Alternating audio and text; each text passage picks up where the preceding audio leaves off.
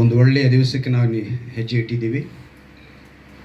ಒಳ್ಳೆಯ ವರ್ಷ ಅಂತಲೂ ಅಂದ್ಕೋಬೇಕು. ಹಲ್ಲೆಲೂಯಾ. ಈ ವರ್ಷ 2025ನೇ ವರ್ಷವನ್ನು ಅನೇಕರು ರಾತ್ರಿನೇ ಆರಾಧನೆ ಇಟ್ಟು ಅನೇಕರು ಏನು ಮಾಡಿದ್ದಾರೆ, ಈ ಹೊಸ ವರ್ಷವನ್ನು ಪ್ರಾರ್ಥನೆಯೊಂದಿಗೆ ನಾವು ಆರಂಭಿಸಬೇಕಂದ್ರೆ ರಾತ್ರಿ 12 ಗಂಟೆ ಮೇಲೆ ಒಂದು ಅರ್ಧ ಗಂಟೆನೋ 1 ಗಂಟೆನೋ ಕೆಲವರು 3 ಗಂಟೆವರೆಗೂ ಕೂಡ ಪ್ರಾರ್ಥನೆ ನಡೆಸಿ ಆರಂಭಿಸಿದ್ದಾರೆ. ಇದರಲ್ಲಿ ದೇವರು ನಮಗೆ ಕೂಡ ಕೆಲವು ವಾಗ್ದಾನ ಕೊಟ್ಟಿದ್ದಾರೆ. ನಾವು ಬೆಳಗಿನ ಜಾವ ಈ ಸಮಯದಲ್ಲಿ ಆರಾಧನೆ ಮಾಡಿ ಈ ದಿವಸನ ಆಶ್ರಯಿಸಬೇಕು. ಯಾಕಂದರೆ ಶತ್ರು ಹೋರಾಡ್ತಿದ್ದಾನೆ. ಅವನ ಗೆಲ್ಲಬೇಕು ಅಂದರೆ ನಮಗಿರುವಂಥ ಒಂದು ವಿಶೇಷವಾದ ಬಲ ವಾಕ್ಯವೆಂಬ ಬಲ. ಹಲ್ಲೆಲೂಯಾ. ಅಳಿದು ಹೋಗುವ ಆಹಾರಕ್ಕಾಗಿ ನಾವು ದುಡಿಬಾರದು. ನಿತ್ಯ ಜೀವಕ್ಕೆ ಸೇರಿಸುವ ಗಟ್ಟಿ ಆಹಾರ. ಗಟ್ಟಿ ಆಹಾರಕ್ಕಿಂತ ಇದು ಆತ್ಮೀಕ ಆಹಾರ. ಹಲ್ಲೆಲೂಯಾ. ಆತ್ಮೀಕ ಮನ್ನಾ ಅಂತ ಹೇಳ್ಬೋದು. ಯಾವ ಮನ್ನಾ ಇದು? ಆತ್ಮೀಕ ಮನ್ನಾ. ವಾಕ್ಯವೆಂಬ ಮನ್ನವನ್ನು ದೇವರು ನಮಗೆ ಕೊಟ್ಟಿದ್ದಾರೆ. ಈ ತಿಂಗಳು ಕೂಡ ಈ ವರ್ಷ ಪೂರ್ತಿ ನಾವು ಇದನ್ನು ಇಟ್ಟು ಪ್ರಾರ್ಥನೆ ಮಾಡಬೇಕು. ಒಂದು 3 ಅಧ್ಯಾಯದ ದೇವರ ವಾಕ್ಯವನ್ನು ಕೊಟ್ಟಿದ್ದಾರೆ. ಅದನ್ನು ನಾನು ಓದ್ತೀನಿ. ಇದರಲ್ಲಿ ಮೇಲ್ಗಡೆ ಮುಖ್ಯವಾಗಿ ನಿಮಗೆ ಕಾಣಿಸ್ಬೇಕಾಗಿರೋದು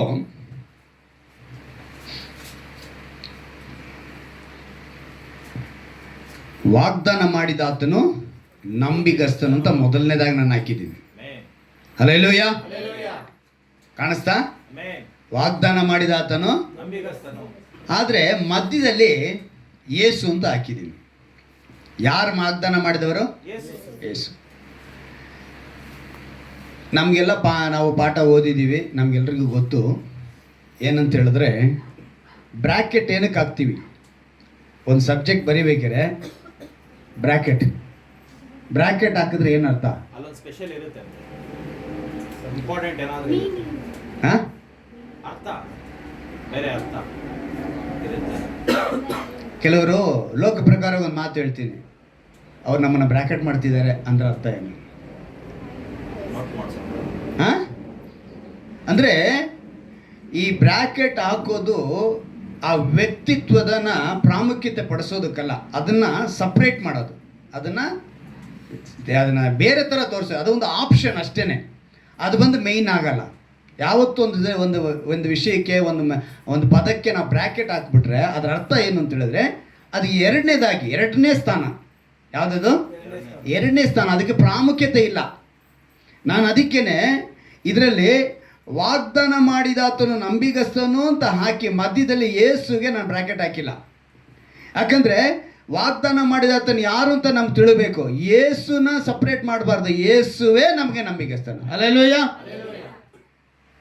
ಅವ್ರು ಹೇಳ್ತಾರೆ, ಆತನು ದೀನನನ್ನು ಧೂಳಿಯಿಂದ ಎತ್ತಿ ದರಿದ್ರನನ್ನು ತಿಪ್ಪೆಯಿಂದ ಎಬ್ಬಿಸಿ ಪ್ರಭುಗಳೊಂದಿಗೆ, ಯಾರೊಂದಿಗೆ?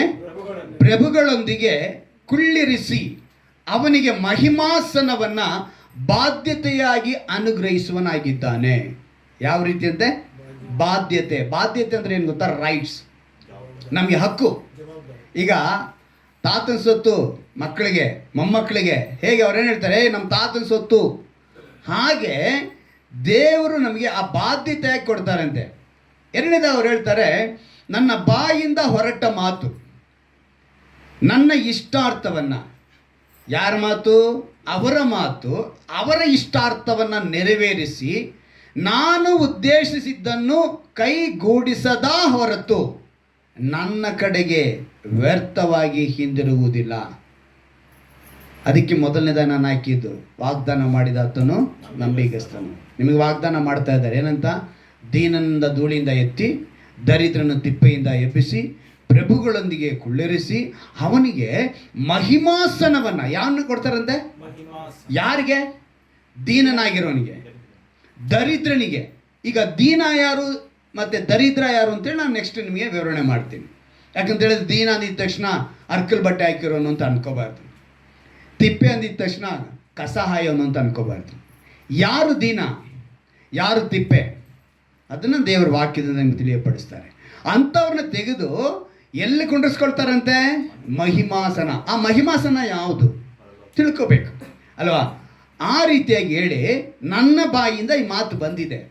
ಇದು ಬಂದ ಮೇಲೆ ನನ್ನ ಇಷ್ಟಾರ್ಥವನ್ನು ನೆರವೇರಿಸಿ ನಾನು ಉದ್ದೇಶಿಸಿದ ಕೈಗೂಡಿಸದ ಹೊರತು ನನ್ನ ಕಡೆಗೆ ವ್ಯರ್ಥವಾಗಿ ಹಿಂತಿರುಗುವುದಿಲ್ಲ. ದೇವರು ನಂಬಿಗಸ್ತನು, ನಿಮ್ಮ ಶಕ್ತಿಯನ್ನು ಮೀರುವ ಏನಂತೆ, ನಿಮ್ಮ ಶಕ್ತಿಯನ್ನು ಮೀರುವ ಶೋಧನೆಯನ್ನು ನಿಮಗೆ ಬರಗೊಡಿಸದೆ, ಏನಂತ ಹೇಳ್ತಾರೆ, ನಿಮ್ಮ ಶಕ್ತಿ ಮೀರುವ ಏನು ಯಾವುದೇ ಶೋಧನೆ ನಿಮಗೆ ಬರಲ್ಲ. ನಿಮಗೆ ಬಂದಿರೋ ಶೋಧನೆ ಎಲ್ಲ ಎಂಥದ್ದು ಅಂತ ಹೇಳಿದ್ರೆ ನಿಮ್ಮ ಕೈಲಿ ಆಗುತ್ತೆ ಅಂತ. ಈಗ ನಾನು ಸ್ಪಂದನ ಕರೆದು 50 kg ಮೂಟೆ ಎತ್ತು ಅಂತ ಹೇಳ್ತೀನಾ? ಯಾಕೆ? ನಾನು ಒಬ್ಬ ಮನುಷ್ಯನಾಗೆ ನನ್ನ ಮಗಳಿಗೆ ಒಂದು ಮಗುಗೆ ನಾನು ಅದನ್ನು ಕೊಡಲ್ಲ ಅಂತ ಹೇಳಿದ್ಮೇಲೆ ಪರಲೋಕದ ತಂದೆ ನಿನಗೇನು ಕೊಡ್ತಾರೆ? ಆ ರೀತಿ ಕಷ್ಟನಾ? ನಿನ್ನ ಮೇಲೆ ಅವರು ನೀನು ಹೊರಲಾರಷ್ಟು ಭಾರವನ್ನು ನಿನಗೆ ಕೊಡಲ್ಲ. ಬಟ್ ನಿನಗೆ ಭಾರ ಬಂದಿದೆ ಅಂತ ಹೇಳಿದ್ರೆ ಅದಕ್ಕೆ 2 ಕಾರಣಗಳಿರ್ತೇವೆ, ಅದನ್ನು ನಾನು ಆಮೇಲೆ ಹೇಳ್ತೀನಿ. ಆದರೆ ಅವರಿಂದ ನಿನಗೆ ಯಾವುದೇ ಶೋಧನೆ ಆದರೂ ಕೂಡ ಅವರು ಅನುಮತಿಸಿದರೆ, ಹೀಗೆ ಯೋಬನಿಗೆ ಬಂತು, ಅವನ ಪ್ರಾಣ ಮಾತ್ರ ತೆಗಿಬೇಡ ಅಂತೇಳಿ ಶತ್ರುವಿಗೆ ಪರ್ಮಿಷನ್ ಕೊಟ್ಟರು. ಪರ್ಮಿಷನ್ ಏನು ಮಾಡೋಲ್ಲ ಅಂದರೆ ಯೋಬನಿಗೆ ಏನು ತಡೆಯೋ ಶಕ್ತಿ ಇತ್ತು. ಇದ್ದಿದ್ದರಿಂದನೇ ಅವನಿಗೆ 2 ವರ್ಷದ ಆಶೀರ್ವಾದ ಸಿಕ್ತು ಅಲ್ವಾ?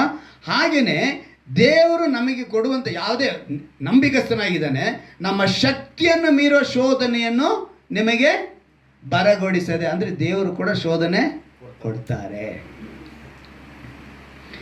ಆ ತಪ್ಪಿಸಿಕೊಳ್ಳುವ ಮಾರ್ಗವನ್ನು ಸಿದ್ಧ ಮಾಡೋದು. ಶೋಧನೆ ಕೊಟ್ಟ ಮೇಲೆ ದೇವ್ರು ಏನು ಮಾಡ್ತಿದ್ದಾರೆ? ತಪ್ಪಿಸಿಕೊಳ್ಳುವ ಮಾರ್ಗವನ್ನು ಸಿದ್ಧ ಮಾಡುವೆನು ಅಂತ ಹೇಳಿದ್ರೆ ಮೊದಲೇ ನಿನಗೆ ಶೋಧನೆಗೆ ಬರೋದು ಮುಂಚೆ ಅಲ್ಲಿ ಪರಿಹಾರ ಇದೆ, ಸೊಲ್ಯೂಷನ್ ಇದೆ. ನಿನಗೆ ಕಷ್ಟ ಬರೋದಕ್ಕೆ ಮುಂಚೆ ಏನಿದೆ ಅಲ್ಲಿ? ಸೊಲ್ಯೂಷನ್ ರೆಡಿಯಾಗಿದೆ. ಬಟ್ ಸೊಲ್ಯೂಷನ್ ನೀನು ಕಂಡುಕೊಳ್ಬೇಕು. ಹಲ್ಲೆಲೂಯಾ. ಒಳ್ಳೆ ಸಾಕ್ಷಿ ಕೇಳಿದ್ವಿ. ಹುಟ್ಟಿದಾಗಿಂದ ಕ್ರೈಸ್ತರು ಅಲ್ವಾ, ಉಗುರು ಕಟ್ ಮಾಡೋಕ್ಕೆ, ತಲೆ ಕೂದಲು ಕಟ್ ಮಾಡೋಕ್ಕೆ 5 ಸ್ಟಾರ್ ಹೋಟ್ಲ್ ಹೋಗ್ತಿದ್ರೆ ಅಂತ ವ್ಯಕ್ತಿ, ಹಿಂದೆ ಕುಂತಿರೋ ವ್ಯಕ್ತಿ ಎಲ್ಲಂದ ಉಗುರು ಕಟ್ ಮಾಡ್ಕೊಳ್ಳೋಕ್ಕೂ ತಲೆ ಕೂದಲು ಕಟ್ ಮಾಡ್ಕೊಳ್ಳೋಕ್ಕೆ 5 ಸ್ಟಾರ್ ಹೋಟ್ಲಿಗೆ. ಆದರೆ ದೇವರು ಅವಾಗ ಪರಿಚಯ ಮಾತ್ರ, ಅವಾಗೇನಾಗಿಲ್ಲ, ಅವ್ರಿಗೆ ರಕ್ಷಕನಾಗಿಲ್ಲ. ಯಾವಾಗ ರಕ್ಷಕನೂ ತಿಳ್ಕೊಂಡ್ರೋ ಆವಾಗ ಆ ಒಂದು ನೆಮ್ಮದಿ ಅವರ ಬದುಕಿನಲ್ಲಿ ಬಂತು. ಹೀಗೆ ಈ ದಿವಸ ಈ ಆರಂಭ ದಿವಸದಲ್ಲಿ, ಈ ವರ್ಷದಲ್ಲಿ 1 ಸಮುವೇಲ 2:8, ಯೆಶಾಯ 55:11, 1 ಕೊರಿಂಥ 10:18 ಈ 3 ಅಧ್ಯಾಯದಿಂದ ಈ ವಾಗ್ದಾನವನ್ನು ನಮಗೆ ಕೊಟ್ಟಿದ್ದಾರೆ. ಹೇಗೆ? ಆತನು ದೀನನ ಧೂಳಿಂದ ಎತ್ತಿ ದರಿದ್ರನ ತಿಪ್ಪೆಯಿಂದ ಎಬ್ಬಿಸಿ ಪ್ರಭುಗಳೊಂದಿಗೆ ಕುಳ್ಳಿರಿಸಿ ಅವನಿಗೆ ಮಹಿಮಾಸನವನ್ನು ಬಾಧ್ಯತೆಗೆ ಅನುಗ್ರಹಿಸುವನಾಗಿದ್ದಾನೆ. ನನ್ನ ಬಾಯಿಂದ ಹೊರಟ ಮಾತು ನನ್ನ ಇಷ್ಟವಾರ್ಥವನ್ನು ನೆರವೇರಿಸಿ ನಾನು ಉದ್ದೇಶವನ್ನು ಕೈಗೂಡಿಸದ ಹೊರತು ನನ್ನ ಕಡೆಗೆ ವ್ಯರ್ಥವಾಗಿ ಹಿಂತಿರುಗುವುದಿಲ್ಲ. ದೇವರು ನಂಬಿಗಸ್ತನು, ನಿಮ್ಮ ಶಕ್ತಿಯನ್ನು ಮೀರುವ ಶೋಧನೆ ನಿಮಗೆ ಬರಗೊಡಿಸದೆ ತಪ್ಪಿಸಿಕೊಳ್ಳುವ ಮಾರ್ಗವನ್ನು ಸಿದ್ಧ ಮಾಡುವನು. ಈ ಮಾತನ್ನು ದೇವರು ನಮಗೆ ಕೊಟ್ಟಿದ್ದಾರೆ. ಈ ಮಾತನ್ನು ಕೊಟ್ಟ ಮೇಲೆ ಈಗ ನಾವು ಚೆನ್ನಾಗಿ ಅರ್ಥ ಮಾಡ್ಕೊಳ್ಬೇಕು. ಈಗ ದೀನನು ಯಾರು, ದರಿದ್ರನು ಯಾರು? ಇದರಲ್ಲಿ 3-4 ವಿಷಯ ಅದರಲ್ಲಿ ಅಡಗ್ಬಿಟ್ಟಿದೆ. ದೀನನಾಗಿದೆ, ದರಿದ್ರನಿದ್ದಾನೆ, ಪ್ರಭುಗಳೊಂದಿಗೆ ಅಂತ ಹೇಳಿದ್ದಾರೆ. ಯಾರೊಂದಿಗೆ? ಎಂಥವನ್ನ ತಗೊಂಡೋಗಿ ನಿಲ್ಲಿಸ್ತಾರೆ? ಪ್ರಭುಗಳೊಂದಿಗೆ ಕುಳ್ಳಿರಿಸಿ ಮಹಿಮಾಸನ. ಅಲ್ಲಿಗೆ ಪ್ರಭುಗಳು ಇದ್ದಾರೆ, ಅಲ್ಲಿ ಮಹಿಮಾಸನ. ದೀನನನ್ನು ಧೂಳಿಂದ ಎತ್ತಿ ಅಂತ ಹೇಳುವಾಗಲೇ ಅರ್ಥ ಮಾಡ್ಕೋಬೇಕು, ಆತ್ಮಿಕವಾಗಿ ನಾವು ಬದುಕಲಿಗೆ ಬಿಡದಂಥ ಸನ್ನಿವೇಶಗಳು ನಮಗಾಗುತ್ತೆ. ಯಾವ ರೀತಿಯಾಗಿ? ಆತ್ಮಿಕವಾಗಿ ನಾವು ಬದುಕೋದಕ್ಕೆ ಬಿಡದಂಥ ಸನ್ನಿವೇಶಗಳು, ಅಪಮಾನಗಳು ಬರ್ತವೆ, ನಿಂದೆಗಳು ಬರ್ತವೆ, ಕೊರತೆಗಳು ಬರ್ತವೆ. ಏನಂತ ಹೇಳ್ತಾರೆ ಗೊತ್ತಾ? ವಿಶ್ವಾಸಿ ಬಾಯಲ್ಲಿ ಏನು ಮಾತಿದು ಅಂತಾನೆ. ಏನಂತ ಹೇಳ್ತಾರೆ? ವಿಶ್ವಾಸಿ ಬಾಯಲ್ಲಿ ಏನು ಮಾತು ಅಂತ ಹೇಳ್ತಾರೆ. ದೇವರ ಮಕ್ಕಳಾಗಿ ಹೀಗ ಅಂತಾರೆ ಅಲ್ವಾ? ಇನ್ನೊಂದು, ನನ್ನ ಜೀವನದಲ್ಲಿ ಅದು ಬಹಳ ನಡೆದೋಯ್ತು ಬಿಡಿ.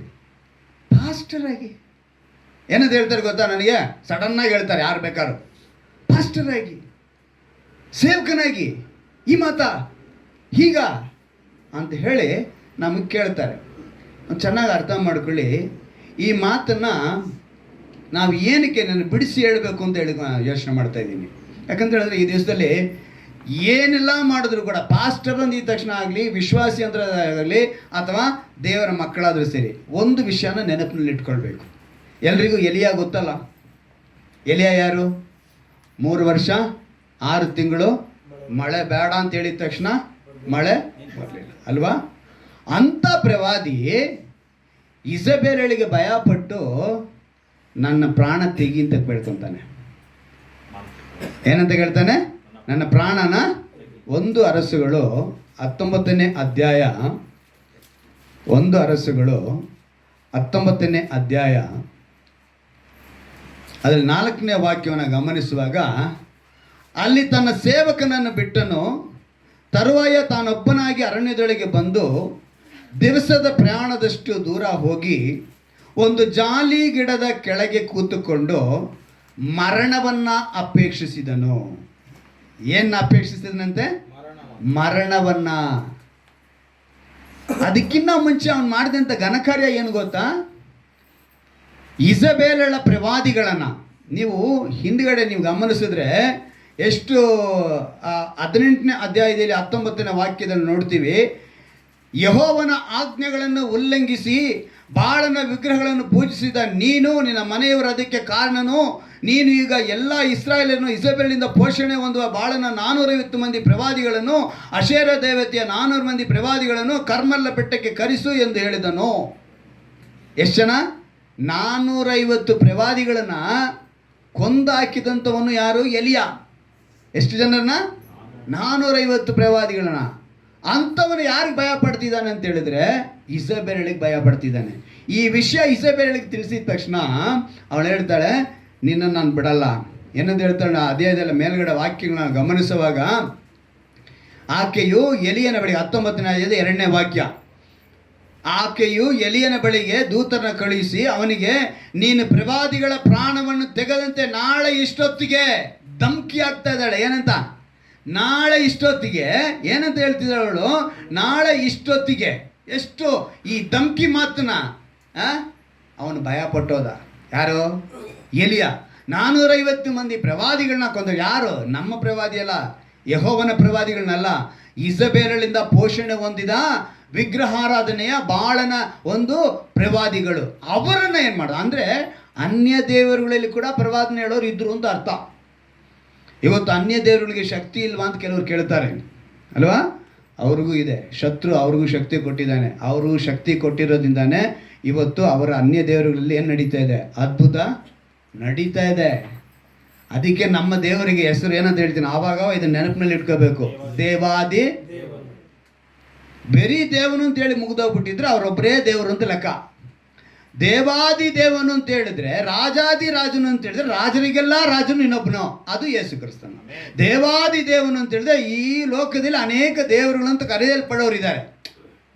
ಏನೇ ಅರ್ಥ ಮಾಡ್ಕೊಳ್ಳಿ, ಉಂಟು ಮಾಡಲ್ಪಟ್ಟವರಲ್ಲ ಅವರು, ಕರೆಯಲ್ಪಡುವವರು.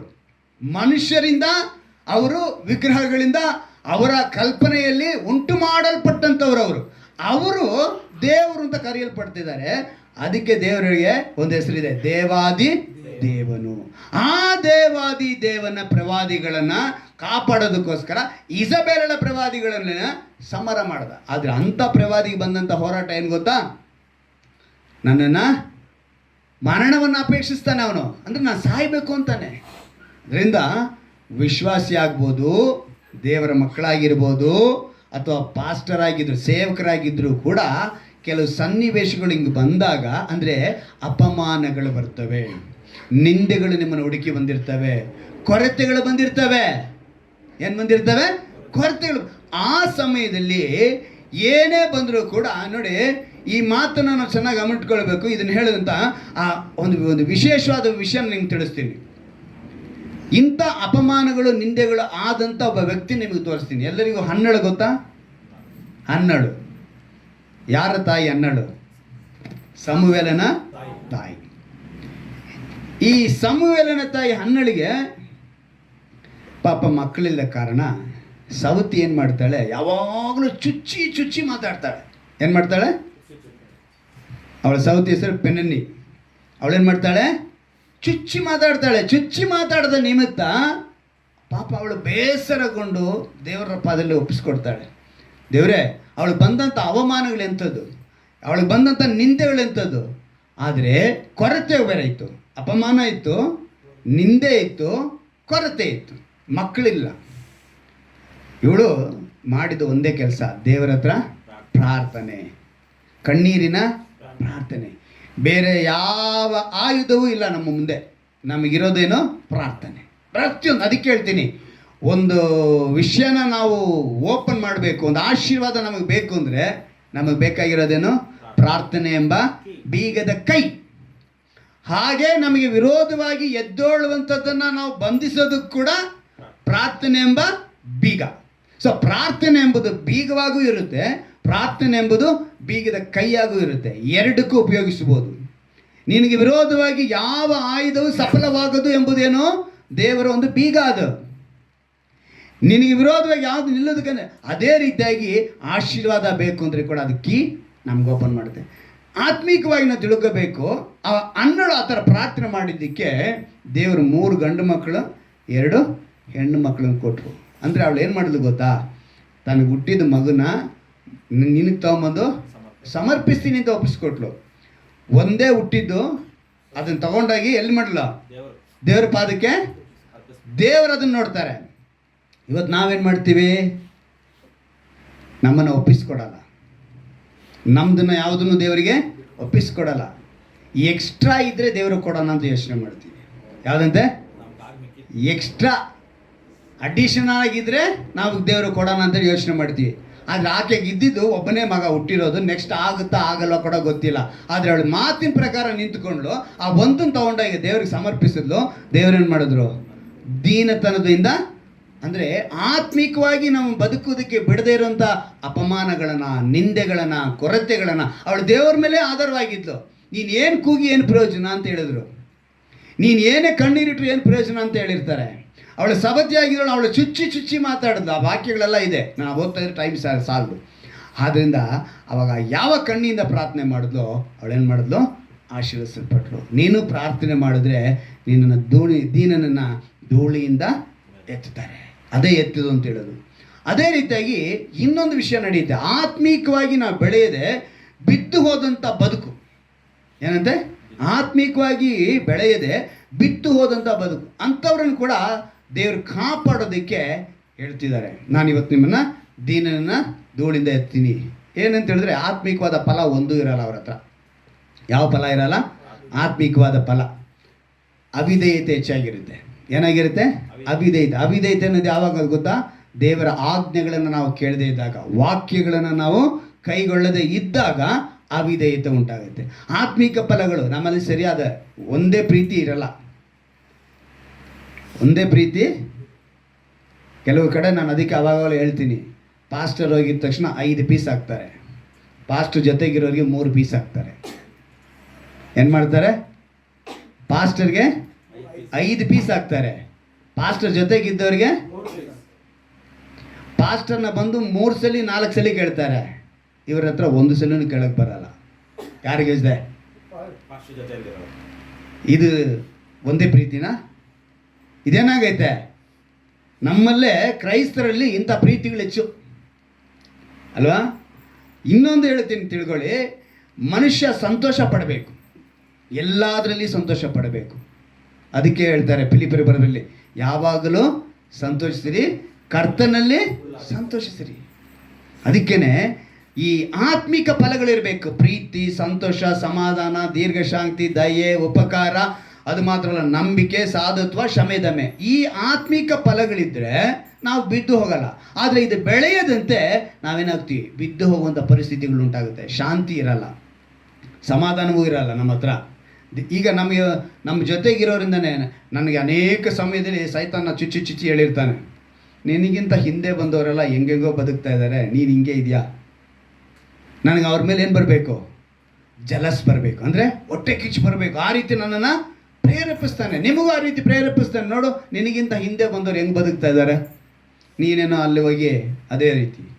ಅಂದರೆ ಆತ್ಮೀಕತೆಯಲ್ಲಿ ನೀವು ಬೆಳೆಯುವುದಕ್ಕೆ ನಿಮ್ಮನ್ನು ಅವನು ಬಿಡಲ್ಲ. ಆ ರೀತಿಯಾದಂಥ ಸಮಯದಲ್ಲಿ ಕೂಡ ದೇವರು ಹೇಳ್ತಾರೆ, ಆ ದೀನನನ್ನು ಕೂಡ ದೇವರು ಏನು ಮಾಡ್ತಾರೆ? ಧೂಳಿನಿಂದ ಮೇಲೆ ಕೆತ್ತುತ್ತಾರೆ. ಅಂದರೆ ಮಾನಸಾಂತರ ಹೊಂದಿ ಈ ಫಲಗಳು ಬೇಕು ಅಂತ ಬೇಡಿಕೊಳ್ಳುವ ಪ್ರತಿಯೊಬ್ಬರಿಗೂ ದೇವರು ಕೊಡಲು ಶಕ್ತಿಯುಳ್ಳ ದೇವರಾಗಿ. ಅಂದರೆ ನೀವು ಮಾನಸಾಂತರ ಹೊಂದಬೇಕು, ಆವಾಗಲೇ ನೀವು ದೀನನ ಅವ್ರು ಏನು ಮಾಡ್ತಾರೆ? ಮೇಲೆ ಕೆತ್ತಾರೆ. ಶಾರೀರಿಕವಾಗಿ ಸಹ ದೇವ್ರನ್ನ ಅಸಡ್ಡೆ ಮಾಡೋರು ಇದ್ದಾರೆ. ಅಂದರೆ ದುರಿಚ್ಛೆಗಳು, ದುರಭ್ಯಾಸಗಳು. ದುರಿಚ್ಛೆ, ದುರಾಭ್ಯಾಸ. ಕೆಲವರು ಬಾಯಿಯಿಂದ ಯಾವುದೇ ತಪ್ಪು ಮಾಡಲ್ಲ, ಆದರೆ ಊಹೆಯಿಂದ ತಪ್ಪು ಮಾಡ್ತಾರೆ. ಎಲ್ಲಿಂದ? ಊಹೆಯಿಂದ. ನಮ್ಮ ಬಾಯಿಯಲ್ಲಿ ಏನೇನು ಪದಗಳು ಬರಬೇಕು ಅದೆಲ್ಲ ಊಹೆಯಲ್ಲೇ ನಡೀತಾ ಇರುತ್ತೆ, ಒಳಗಡೆನೆ, ತಲೆ ಒಳಗಡೆ ನಡೀತಾ ಇರುತ್ತೆ. ನಿನ್ನ ಚಿಂತನೆಯಲ್ಲಿ, ನಿನ್ನ ಊಹೆಯಲ್ಲಿ ಕೂಡ ನೀನು ಮಾಡಂಗಿಲ್ಲ, ಪಾಪ ಮಾಡೋ ಹಾಗಿಲ್ಲ. ನಮ್ಮ ಒಳಗಡೆ ಮನಸ್ಸು, ಅದಕ್ಕೆ ಹೇಳ್ತಾರೆ ನಮ್ಮ ಹೃದಯದಲ್ಲಿರೋದೇ ಬಾಯಲ್ಲಿ ಬರೋದು ಅಂತಾರೆ. ದೇವರ ವಾಕ್ಯ ರೀತಿಯಾಗಿ ಹೇಳ್ಬಿಡಿ. ಅಂದರೆ ನಾವು ಏನು ಮಾಡಬೇಕು, ಇದಕ್ಕೆಲ್ಲ ಆತ್ಮಿಕವಾಗಿ, ಶಾರೀರಿಕವಾಗಿ ಕೂಡ ಬಿದ್ದೋಗ್ತೀವಿ, ಆತ್ಮಿಕವಾಗಿ ಬಿದ್ದೋಗ್ತೀವಿ. ದುರಿಚ್ಛೆಗಳು ನಮ್ಮಲ್ಲಿ ಇರಬಾರ್ದು, ದುರಭ್ಯಾಸಗಳು ನಮ್ಮಲ್ಲಿ ಇರಬಾರ್ದು. ದೇವರಿಂದ ದೂರವಾಗಿ ಹೋಗುವಂಥ ಈ ಒಂದು ಘಟನೆಗಳಿಂದ ನಾವು ಇರಬೇಕು. ಈ ದುರಿಚ್ಛೆಗಳು, ದುರಭ್ಯಾಸಗಳು ಅಂತ ಹೇಳುವಾಗ ಏನು ವಿಶೇಷವಾಗಿ ತಿಳ್ಕೊಳ್ಬೇಕು, ದೇವರಿಗೆ ಅವಿಧೇಯರಾಗೋರು. ಏನಾಗಿರ್ತೀವಿ ನಾವು? ಅವಿಧೇಯ. ಈಗ ಎರಡನೇದಾಗಿ ದರಿದ್ರನನ್ನು ತಿಪ್ಪೆಯಿಂದ ಅಂತ ಹೇಳಲ್ಪಟ್ಟಿದೆ. ದರಿದ್ರ ಅಂದರೆ ಯಾವುದು? ಸತ್ಯವೇದದಲ್ಲಿ ನಾವು ತುಂಬ ಕಡೆ ಅದನ್ನು ಗಮನಿಸಿರ್ತೀವಿ. ಈ ದರಿದ್ರ ಸ್ಥಿತಿ ಬಂದವರಿಗೆ ಲೋಕ ಪ್ರಕಾರ ಒಂದು ಮಾತು ಹೇಳ್ತೀವಿ, ಏನು ಶಾಪನೋ ಏನೋ ಗೊತ್ತಿಲ್ಲ, ಅವನ ಬದುಕಿಂಗ್ ಆಗೋಯ್ತು. ಲೋಕ ಏನು ಹೇಳುತ್ತೆ? ಏನು ಶಾಪನೋ ಗೊತ್ತಿಲ್ಲ. ಅದೇ ಕೆಲವರು ಹೇಳ್ತಾರೆ, ಅವರ ಅಪ್ಪ ಅಮ್ಮ ಮಾಡಿದ್ದು ಪುಣ್ಯ ಏನೋ, ಇವನು ಚೆನ್ನಾಗಿದ್ದಾನೆ. ಇನ್ನು ಕೆಲವರು ಹೇಳ್ತಾರೆ, ಅವ್ರ ಅಪ್ಪ ಅಮ್ಮ ಮಾಡಿದ್ದು ಏನು ಶಾಪನೋ, ಇವನು ತಗಲ್ಬಿಟ್ಟಿದೆ. ನೀವು ವಿಮೋಚನೆ ಕಾಂಡ 20ನೇ ಅಧ್ಯಾಯದಲ್ಲಿ ನಾವು 10 ದಶಾಜ್ಞೆಗಳು ಪಡ್ಕೊಂಡಿರೋದಿವಲ್ಲ, ಅದರಲ್ಲಿ ಒಂದು ಮಾತು ಬರೆಯಲ್ಪಟ್ಟಿದೆ, ವಿರೋಧವಾಗಿ ನಡ್ಕೊಂಡ್ರೆ 3-4 ತಲೆಮಾರುಗಳವರೆಗೂ ವಿಚಾರಿಸುತ್ತೇನೆ ಅಂತ ಹೇಳಿದೆಯಲ್ಲ, ಆ ಮಾತು ತಗೊಂಬಂದಿಲ್ಲಿ ಇಡ್ತಾರೆ. ಅದೇ ಪ್ರವಾದಿ ಯೆಹೆಜೆಲ್ಕನ ಗ್ರಂಥದಲ್ಲಿ ಹೇಳ್ತಾರೆ, ಅಪ್ಪ ಮಾಡಿದ ತಪ್ಪಿಗೆ ಅಪ್ಪನಿಗೆ ಶಿಕ್ಷೆ, ಮಗ ಮಾಡಿದ ತಪ್ಪಿಗೆ ಮಗನಿಗೆ ಶಿಕ್ಷೆ. ಅಪ್ಪ ಪುಣ್ಯ ಮಾಡಿದ್ರೆ, ಪುಣ್ಯ ಅಂತ ಅಲ್ಲ, ಒಳ್ಳೆಯದು. ಈ ಲೋಕ ಭಾಷೆ ಪುಣ್ಯ ಅಂತ ಹೇಳೋದು ಏನಂತೆ, ಅಪ್ಪ ಮಾಡಿದ್ದು ಒಳ್ಳೆಯದು ಅಪ್ಪನಿಗೆ, ಮಗ ಮಾಡಿದ್ದು ಮಗನಿಗೆ. ಇವನ ಪಾಪ ಅವನಿಗಲ್ಲ, ಅವನ ಪಾಪ ಇವನಿಗಲ್ಲ. ದೇವರು ಸ್ಪಷ್ಟವಾಗಿ ಎಲ್ಲ ವಾಕ್ಯಗಳನ್ನ ಕೊಟ್ಟಿದ್ದಾರೆ. ಆ ರೀತಿ ಇರುವಾಗ ಹೇಗೆ ನಮಗೆ ಅದು ಶಾಪವಾಗಿ ಬಂತು ಅಂದರೆ ನಾವೇ ಮಾಡ್ಕೊಳ್ತಾ ಇದ್ದೀವಿ. ಧರ್ಮೋಪದೇಶ ಕಾಂಡದಲ್ಲಿ ಒಂದು ಮಾತನ್ನು, ಕೆಲವು ಮಾತುಗಳು ನಿಮ್ಗೆ ನೆನಪು ತರ್ತೀನಿ. ಯಾರು ಶಾಪಗ್ರಸ್ತರಾದರು ಎಂಬುದನ್ನು ಅದರಲ್ಲಿ ಬರೆಯಲ್ಪಟ್ಟಿದೆ. ಧರ್ಮೋಪದೇಶ ಕಾಂಡ 15ನೇ ಅಧ್ಯಾಯ 27ನೇ ಅಧ್ಯಾಯ ತೆಗೆದುಕೊಳ್ಳೋಣ. ಮೊದಲನೇದಾಗಿ ಇದರಲ್ಲಿ ಕೆಲವೊಂದು ಮಾತುಗಳು ನಿಮ್ಗೆ ಹಂಗೆ ನಾನು ಹೇಳ್ತೀನಿ, ನೀವು ಗಮನದಲ್ಲಿ ಇಟ್ಕೊಳ್ಳಿ. ಅದರಲ್ಲಿ 14ನೇ ವಾಕ್ಯದಿಂದ ಸುಮಾರು 19ನೇ ವಾಕ್ಯದವರೆಗೂ ಅನೇಕ ವಿಷಯಗಳು ಬರೆಯಲ್ಪಟ್ಟಿದೆ. ಅದರಲ್ಲಿ ನಾನು ಮೇಯ್ನಾಗಿ ಒಂದು 15ನೇ ವಾಕ್ಯವನ್ನು ಹೇಳ್ತೀನಿ. ಶಿಲ್ಪಿಯ ಕೆಲಸವಾಗಿರುವ ಮರದ ವಿಗ್ರಹವು, ಲೋಕ ವಿಗ್ರಹವು ಯೆಹೋವನಿಗೆ ಹೇಯವಾದ್ದರಿಂದ ಅವನು ಮಾಡಿಸಿ ಗೊಬ್ಬೆವಾಗಿ ನಿಲ್ಲಿಸಿಕೊಂಡವನಾದರೂ ಶಾಪಗ್ರಸ್ತನು. ಅಂದರೆ ವಿಗ್ರಹಾರಾಧನೆ ಏನಾಗುತ್ತೆ? ಶಾಪಗ್ರಸ್ತ. ಧರ್ಮೋಪದೇಶ ಕಾಂಡ, ಡಿಟೋರ್ನಮಿ 27ನೇ ಅಧ್ಯಾಯ 27 ಚಾಪ್ಟ್ರು 15ನೇ ವಾಕ್ಯ. ನಂತರ 16ನೇ ವಾಕ್ಯ ಹೇಳಲ್ಪಟ್ಟಿದೆ ನೋಡಿ, ತಂದೆ ತಾಯಿಗಳನ್ನ ಅವಮಾನಪಡಿಸಿದವರು ಶಾಪಗ್ರಸ್ತ ಆಗ್ತಾರೆ. ಯಾರನ್ನ? ತಂದೆ ತಾಯಿಗಳನ್ನ ಅವಮಾನ ಪಡಿಸಿದ್ರು ಕೂಡ ಶಾಪಗ್ರಸ್ತಾರೆ. ಮತ್ತೆ ಮತ್ತೊಬ್ಬನ ಮೆರೆಯನ್ನು ಸರಿಸಿದವನು ಶಾಪಗ್ರಸ್ತನಾಗ್ತಾನೆ. ಪಕ್ಕದಲ್ಲೇ ಸೈಟಲ್ಲಿ ಒಂದಡಿ ಒಳಗೆ ಹೋಗ್ಬಿಡೋದು, ಆ ಕಡೆಗೆ ಪಕ್ಕದ ಸೈಟ್ಗೆ ಏನು ಮಾಡೋದು, ಒಂದಡಿ. ಈಗ ನಾವು ಮಂಜು ಮನೆ ಕಟ್ಟಬೇಕಾದ್ರೆ ಪಕ್ಕದಲ್ಲಿರೋರು ಬಂದ್ರಲ್ಲ, ಒಳಗಡೆಗೆ ಮಂಜು ಎಷ್ಟಡಿ ಒಳಗೆ ಬಂದರು? ಹಾಂ, ಏನು ಮಾಡೋಕ್ಕಾಯ್ತು? ಇವಾಗ ನಮಗೆ ಜಗಳ ಆಡೋಕ್ಕಾಗುತ್ತಾ? ಬಿಟ್ಕೊಟ್ಟಿದ್ದಾಯ್ತು. ಈಗ 1.5 ಅಡಿಗೆ ಅಂದರೆ ಒಂದು ಲೆಂತ್ಗೆ ಎಷ್ಟು ಹೋಗುತ್ತೆ ಅಲ್ವಾ? ಆದರೆ ನಾವು ಅವ್ರ ಹತ್ರ ಹೋಗ್ಬಿಟ್ಟಿದ್ರೆ ಕೊಲೆಗಳು ನಡೆದ್ಬಿಡುತ್ತೆ. ಆದರೆ ನಾವು ದೇವ್ರ ಮಕ್ಕಳಾಗಿ, ನಾವು ದೇವ್ರ ಮಕ್ಕಳಾಗೆ ನಡ್ಕೊಂಡು ಹೋಗ್ತೀವಿ. ಈ ರೀತಿಯಾಗಿ ನಿನಗೆ ಏನು ಕೊಟ್ಟಿದ್ದಾರೆ ದೇವ್ರು ಅಂದರೆ, ಮೆರೆಯನ್ನು ಏನು ಮಾಡಬಾರ್ದು, ನೀನು ಸರಿಸಿದರೆ ಶಾಪಗ್ರಸ್ತ. ಇನ್ನೊಬ್ಬರದ ಮೇಲೆ ನಿನ್ನ ಆಸೆನೇ ಪಡೋ ಹಾಗಿಲ್ಲ, ನಿನ್ನದು ನಿನಗೆ. ಅದೇ ರೀತಿಯಾಗಿ ಪರದೇಶಿಯಾಗಿ ತಂದೆ ತಾಯಿ ಇಲ್ಲದವರ ವ್ಯಾಜ್ಯದಲ್ಲಿ ನ್ಯಾಯ ಬಿಟ್ಟು ತೀರ್ಪು ಹೇಳೋದು, ನ್ಯಾಯ ಬಿಟ್ಟು ತೀರ್ಪು ಹೇಳಿದ್ರು ಕೂಡ ಅದು ಶಾಪವಾಗಿ ಆಗುತ್ತೆ. ಇನ್ನೊಂದು ಮುಖ್ಯವಾದದ್ರಲ್ಲಿ ಬರೆಯಲ್ಪಟ್ಟಿದೆ 24ನೇ ವಾಕ್ಯ, ನರಹತ್ಯ ಮಾಡಬಾರ್ದು. ಯಾವ್ದು ಮಾಡಬಾರ್ದು? ನರಹತ್ಯ ಮಾಡಬಾರ್ದು. ನರಹತ್ಯ ಮಾಡಿದವರು ಶಾಪಗ್ರಸ್ತ ಎನ್ನಲಾಗಿ. ನಂತರ 25ನೇ ವಾಕ್ಯ, ಅವರು ಹಣ ತೆಗೆದುಕೊಂಡು ನಿರಪರಾಧಿಯನ್ನು ಕೊಂದವನು ಶಾಪಗ್ರಸ್ತನಾಗ್ತಾನೆ. ಏನಂತೆ? ಹಣ, ಲಂಚ ತೆಗೆದುಕೊಳ್ಳೋದು. ಲಂಚ ತೆಗೆದುಕೊಂಡ್ರು ಕೂಡ ಶಾಪ. ಇಂಥ ಶಾಪದಲ್ಲಿ ಬಿದ್ದಿರುವವರು ದೇವರ ಬಳಿ ಬಂದು, ದೇವರೇ ನನ್ನ ಕ್ಷಮಿಸು. ಯಾಕಂತ ಹೇಳಿದ್ರೆ ಜಕ್ಕಯ್ಯ ಅಂತವನೇ ಅಲ್ವಾ, ಸುಂಕ ವಸೂಲಿ ಮಾಡೋನು. ಅನ್ಯಾಯಕ್ಕೆ ತಗೊಂಡಿದ್ದಂತೆ. ಹೆಂಗೆ? ಅನ್ಯಾಯಕ್ಕೆ ತಗೊಂಡಿದ್ದ. ಅವನು ಹೇಳ್ತಾನೆ, ನಾನು ತೆಗೆದುಕೊಂಡಿರೋ 1ಕ್ಕೆ 4ರಷ್ಟು ಏನು ಮಾಡ್ತೀನಿ, ಹಿಂತಿರ್ಸಿ. ಏನಕ್ಕೆ ಹೇಳ್ದ? ಅಷ್ಟು ಅನ್ಯಾಯವಾಗಿ ತೆಗೆದಿದ್ದ ಜಕ್ಕಯ್ಯ. ಏಸು ಏನು ಹೇಳಿದ್ರು? ಇವತ್ತು ನಾನು ನಿನ್ನ ಮನೆ ಇಳ್ಕೊಳ್ತೀನಿ ಅಂತ ಹೇಳಿದ್ರು. ಆಗ ಅವನಿಗೆ ಆ ಶಾಪದಿಂದ ಅವನಿಗೆ ಬಿಡುಗಡೆ ಬಂತು. ತಕ್ಷಣ ದೇವರು ಹೇಳ್ತಾರೆ, ಈ ಮನೆಗೆ ಇಂದು ರಕ್ಷಣೆ ಉಂಟಾಯಿತು. ಇವತ್ತು ನಿಮ್ಮ ಬಳಿ ಅದನ್ನೇ ಹೇಳ್ತಾರೆ. ಈ ವಾಗ್ದಾನ ಕೇಳುವಂಥ ನಿಮಗೆ ದೀನರು ಯಾರು? ಆತ್ಮಿಕವಾಗಿ ಬದುಕಿಗೆ ಬೆಳೆದೇ ಇರುವಂಥ ಸನ್ನಿವೇಶಗಳಿದ್ದಾಗ, ಆತ್ಮಿಕತೆಯಲ್ಲಿ ಬೆಳೆದೇ ಬಿದ್ದು ಹೋಗದೇ ಇರುವಂಥ ಸಮಯದಲ್ಲಿ ಇರುವಂಥವ್ರಿಗೆ, ಶಾರೀರಿಕವಾಗಿ ನಾವು ಬಿದ್ದು ಹೋಗಿರುವಂಥವರಿಗೆ, ಇಂಥ ದೀನರನ್ನು, ಇಂಥ ದರಿದ್ರನನ್ನು ಅವ್ರೇನು ಮಾಡ್ತಾರೆ? ನೀವು ಯಾವಾಗ ಒಪ್ಪಿಸಿಕೊಟ್ಟು ದೇವರ ಬಳಿ ಬರ್ತೀರೋ ನಿಮ್ಮನ್ನು ಕೈ ಹಿಡಿದವರು ಮೇಲೆ ಕೆತ್ತಾರೆ. ಮೇಲೆ ಕೆತ್ತೋದಕ್ಕೆ ಅವರಲ್ಲಿ ದೇವರು ಪ್ರತಿಯೊಂದನ್ನ ಪ್ರಭುಗಳೊಂದಿಗೆ ಮಹಿಮಾಸನವನ್ನ ಬಾಧ್ಯತೆಯಾಗಿ ಅನುಗ್ರಹಿಸೋಣ ಇದ್ದಾನೆ. ಆ ಮಹಿಮಾಸನ ಯಾವುದು ಅಂತ ತಿಳ್ಕೋಬೇಕು. ಆ ಮಹಿಮಾಸನ ತಿಳ್ಕೊಂಬಿಟ್ರೆ ಒಂದು ಅದ್ಭುತನೇ ನಮಗೆ ಸಿಗುತ್ತೆ. ಪ್ರಕಟಣೆ ಗ್ರಂಥಕ್ಕೆ ಬನ್ನಿ, ಯಾವ ರೀತಿಯಾಗಿ ಆ ಮಹಿಮಾಸನ ಇದೆ ಎಂಬುದನ್ನು ನಾನು ಕೆಲವು ವಿಷಯಗಳನ್ನ ಅದ್ರಲ್ಲಿ ತೋರಿಸ್ತೀನಿ, ಗಮನ ಇಟ್ಟು ನೋಡಿ. ಪ್ರಕಟಣೆಯ ಗ್ರಂಥದಲ್ಲಿ 21ನೇ ಅಧ್ಯಾಯದಲ್ಲಿ ನೀವು ಆರಂಭದಲ್ಲೇ ಮೇಲ್ಗಡೆ ನೋಡುವಾಗ ಹೊಸ ಯೆರೂಸಲೇಮನ್ನು ಕುರಿತು ಅಂತೇಳಿ ಬರೆಯಲ್ಪಟ್ಟಿದೆ. ಯಾವುದರ ಕುರಿತು? ಹೊಸ ಯೆರೂಸಲೇಮನ್ನ. ಯೆರೂಸಲೇಮು ಅಂತ ಹೇಳುವಾಗ ಅದೇ ಪರಲೋಕ. ಮಹಿಮಾಸನ ಎಲ್ಲಿದೆ ಅಂತ ಹೇಳಿದ್ರೆ ನಿತ್ಯ ಜೀವಕ್ಕೇನೆ ದೇವರ ಮಹಿಮಾಸನ. ಅಲ್ಲೇ ಆ ಮಹಿಮಾಸನದಲ್ಲೇ ಪ್ರಭುಗಳು, ದೇವರೊಂದಿಗೆ ಇರುವಂಥ ಪ್ರಭುಗಳು, ಆತನ ಹಿರಿಯರು, ಶಿಷ್ಯರು, ಅವರ ಮಧ್ಯದಲ್ಲಿ ಆ ಪರಲೋಕ ಹೆಂಗಿರುತ್ತೆ ಅಂತೇಳಿ ಒಂದು ಸಣ್ಣ ಒಂದು ಯಾವ ರೀತಿ ಅಲಂಕಾರ ಆಗಿರುತ್ತೆ ಅಂತೇಳಿ ಅಲ್ಲಿ ಬರೆಯಲ್ಪಟ್ಟಿದೆ. 18ನೇ ವಾಕ್ಯನ ಓದ್ತೀನಿ ಕೇಳಿ. ಆ ಪ್ರಾಕಾರವು ಸೂರ್ಯಕಾಂತ ಶಿಲೆಯಿಂದ ಕಟ್ಟಲ್ಪಟ್ಟಿತ್ತು. ಪಟ್ಟಣವು ಶುದ್ಧ ಗಾಜಿನಂತಿರುವ ಸೋಸಿದ ಬಂಗಾರವೇ. ಪಟ್ಟಣದ ಪ್ರಾಕಾರದ ಅಸ್ಥಿವಾರಗಳು ಸಕಲ ವಿಧವಾದ ರತ್ನಗಳಿಂದ ಅಲಂಕೃತವಾಗಿದ್ದವು. ಏನ್ರ ಅಲಂಕೃತವಾಗಿದ್ದು? ರತ್ನಗಳು. ಆ ರತ್ನಗಳನ್ನು ಅವರು ಹೇಳ್ತಾರೆ. ಮೊದಲನೆಯ ಅಸ್ಥಿವಾರವು ವಜ್ರ. ಏನಂತೆ? ಮೊದಲನೇ ಅಸ್ಥಿವಾರ ಏನಿತ್ತು? ವಜ್ರ. ಎರಡನೆಯದು ವೈಡೂರ್ಯ. ಮೂರನೆಯದು ಪಚ್ಚೆ. ನಾಲ್ಕನೆಯದು ಪದ್ಮರಾಗ. ಐದನೆಯದು ಗೋಮೇಧಿಕ. ಆರನೆಯದು ಮಾಣಿಕ್ಯ. ಏಳನೆಯದು ಪೀತರತ್ನ ಎಂಟನೆಯದು ಬೇರುಲ್ಲ. 9ನೇದು ಪುಷ್ಯರಾಗ. 10ನೇದು ಗರುಡ ಪಚ್ಚೆ. 11ನೇದು ಇಂದ್ರನೀಲ. 12ನೇದು ನೀಲ ಸ್ಫಟಿಕ. ಇಷ್ಟು ಅಲಂಕಾರವಾಗಿರುತ್ತಂತೆ. ಯಾವುದು? ಮಹಿಮಾಸನ ಇರುವಂಥ ಆ ಪರಲೋಕವೆಂಬ ನಿತ್ಯ ಜೀವ ಎಂಬ ಆ ರಾಜ್ಯ. ಇವತ್ತು ಇಷ್ಟೆಲ್ಲ ಅಲಂಕಾರ ಇಲ್ಲಿ ಮೇಲ್ಗಡೆ ಚಿನ್ನದ ಬಗ್ಗೆ, ಬೆಳ್ಳಿ ಬಗ್ಗೆ ಎಲ್ಲ ಬರೆಯಲ್ಪಟ್ಟಿದೆ. ನಾನು ಏನು ಹೇಳಕ್ಕೆ ಬರ್ತಿದ್ದೆ, ದೇವರೇ ಮಹಿಮಾಸನವನ್ನು ಇಷ್ಟು ಅಲಂಕಾರವಾಗಿ ಇಟ್ಕೊಂಡಿದ್ರೆ ಇವತ್ತು ಮನುಷ್ಯ ಚಿನ್ನ ಹಾಕೊಂಡಿದ್ದ ತಕ್ಷಣ ಅವನ್ನ ಬೇರೆ ರೀತಿಯಾಗಿ ಉಪದೇಶ ಮಾಡುವಂಥವ್ರು ಬಂದ್ಬಿಟ್ಟಿದ್ದಾರೆ. ನೀನು ಚಿನ್ನ ಹಾಕಬಾರ್ದು. ಆದರೆ ಚಿನ್ನದ ಜರಿ ಇರೋ ರೇಷ್ಮೆ ಸೀರೆ ಉಟ್ಕೋಬೋದು. ಯಾವ್ದು ಉಟ್ಕೋಬೋದು? ಚಿನ್ನದ ಜರಿ ಇರೋಂಥ ರೇಷ್ಮೆ ಸೀರೆ ಉಟ್ಕೋಬೋದು. ಆದರೆ ಚಿನ್ನನ ಬಳಸೋ ಹಾಗಿಲ್ಲ. ಅರ್ಥ ಆಯ್ತಾ? ನೀವು ಚಿನ್ನ ಕೊಟ್ಟರೆ ತಗೊಳ್ತಾರೆ, ಆದರೆ ಚಿನ್ನ ಧರಿಸೋ ಹಾಗಿಲ್ಲ. ದೇವರೇ ಇದನ್ನೆಲ್ಲ ಉಂಟು ಮಾಡಿ ನೀವು ಚೆನ್ನಾಗಿ ಅನುಭವಿಸ್ರಿ ಅಂತ ಹೇಳಿ ಕೊಟ್ಟಿದ್ದಾರೆ. ಹಾಗಂತ ಹೇಳಿ 10 ಬೆರಳಿಗೆ 10 ವಜ್ರ ವಿಡಿಯೋ ಹಾಕೊಳ್ಳೋದಲ್ಲ. ಏನು ಮಾಡಬಾರ್ದು? ಚೆನ್ನಾಗಿ ಅರ್ಥ ಮಾಡ್ಕೊಳ್ಳಿ.